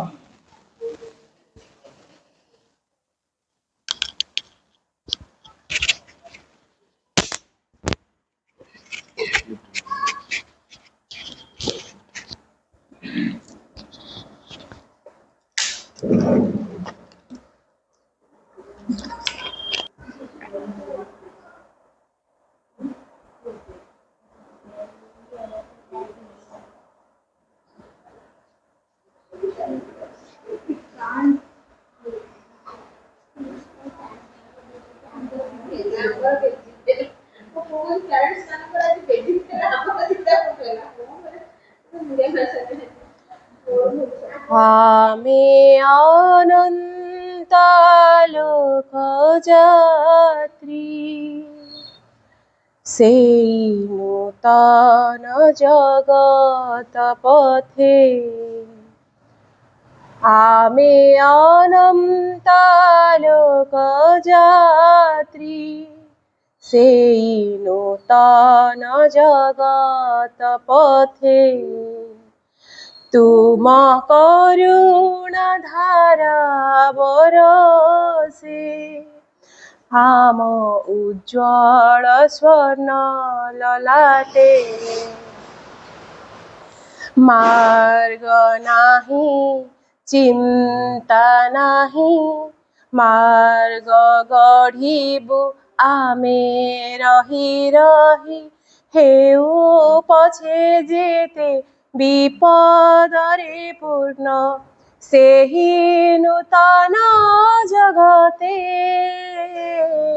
ସେହି ନୂତନ ଜଗତେ ଆମେ ଅନନ୍ତ ଲୋକ ଯାତ୍ରୀ ସେହି ନୂତନ ଜଗତ ପଥେ ତୁମ କରୁଣା ଧାରା ବରଷେ ଆମ ଉଜ୍ଜ୍ୱଳ ସ୍ୱର୍ଣ୍ଣ ଲଲାଟେ ପଢ଼ିଲୁ ଆମେ କେତେ ଯତନେ ଶିଖିଲୁ ପୁଣି ମନ ମରମେ ପଢ଼ିଲୁ ଆମେ କେତେ ଯତନେ ଶିଖିଲୁ ପୁଣି ମନ ମରମେ ରୂପାନ୍ତର ସେଇ କଥା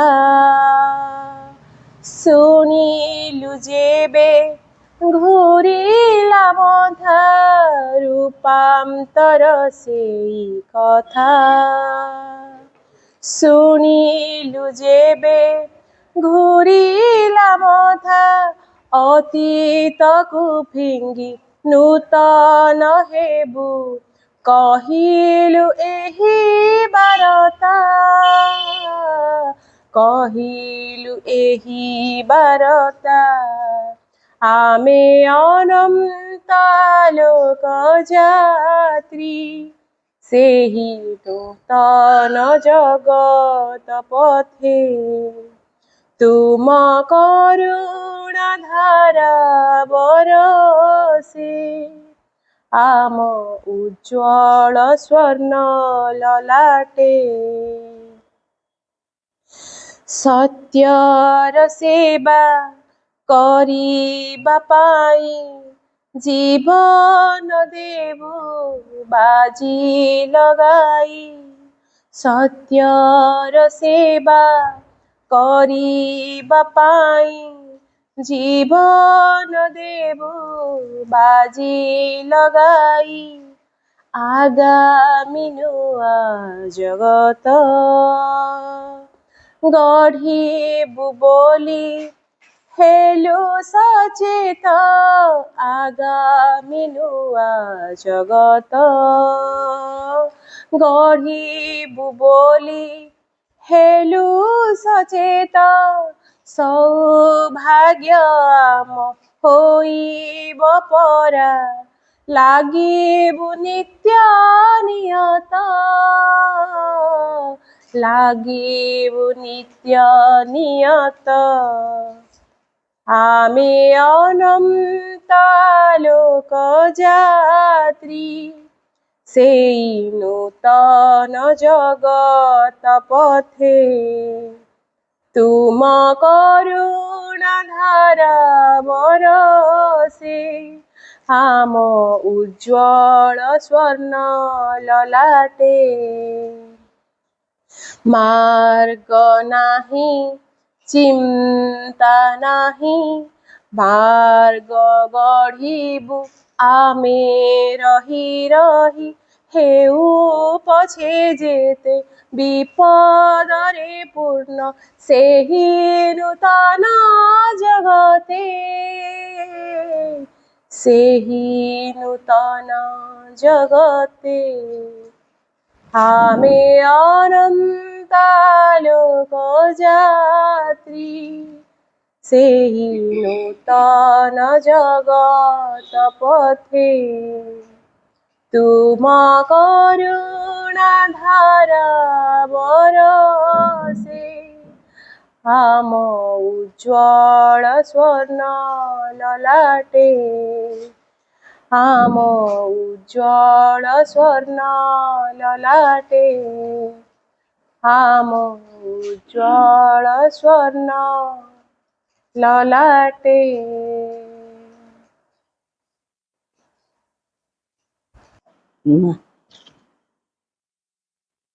ଅନନ୍ତ ପ୍ରେମର ପାରାବାର ତୁମେ, ମୋ ହୃଦୟ ବେଳା ଭୂଇଁ।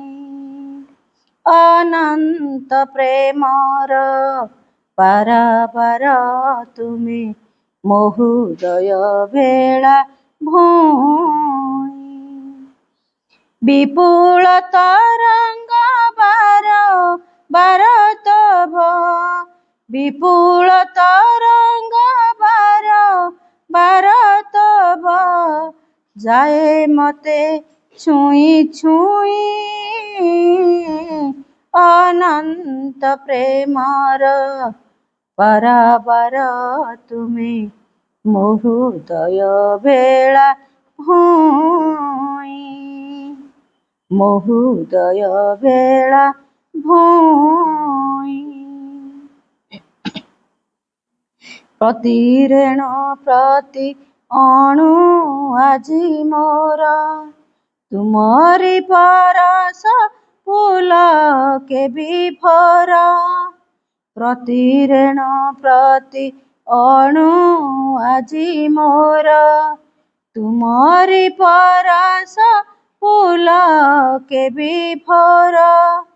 ତୁମରି ସରାଗ ସୁନେଲି ସପନ, ତୁମରି ସରାଗ ସୁନେଲି ସପନ। ସିକ୍ତ ସିକତା ମୁହିଁ, ଅନନ୍ତ ପ୍ରେମର ପାରାବାର ତୁମେ, ମୋ ହୃଦୟ ବେଳା ଭୂଇଁ। ଅନନ୍ତ ପ୍ରେମର ପାରାବାର ତୁମେ, ମୋ ହୃଦୟ ବେଳା ଭୂଇଁ। ମୋ ଜୀବନେ ଯେତେ କଳଙ୍କ କଳୁଷ, ପୋଛି ନିଏ ତୁମ ସୁନୀଳ ଶ୍ଲେଷ। ମୋ ଜୀବନେ ଯେତେ କଳଙ୍କ କଳୁଷ, ପୋଛି ନିଏ ତୁମ ସୁନୀଳ ଶ୍ଲେଷ। ଅଯାଚିତେ କୃପା ଅଜାଡ଼ି ଦେଉଛ, ଅଯାଚିତେ କୃପା ଅଜାଡ଼ି ଦେଉଛ। କିଛି ତ ମୁଁ ମାଗି ନାହିଁ, ଅନନ୍ତ ପ୍ରେମର ପାରାବାର ତୁମେ, ମୋ ହୃଦୟ ବେଳା ଭୂଇଁ। ବିପୁଳ ତରଙ୍ଗ ବାର ବାର ତବ, ବିପୁଳ ତରଙ୍ଗ ବାର ବାର ତବ, ଯାଏ ମତେ ଛୁଇଁ ଛୁଇଁ। ଅନନ୍ତ ପ୍ରେମର ପାରାବାର ତୁମେ, ମୋ ହୃଦୟ ବେଳା ଭୂଇଁ, ମୋ ହୃଦୟ ବେଳା ଭୂଇଁ, ମୋ ହୃଦୟ ବେଳା ଭୂଇଁ।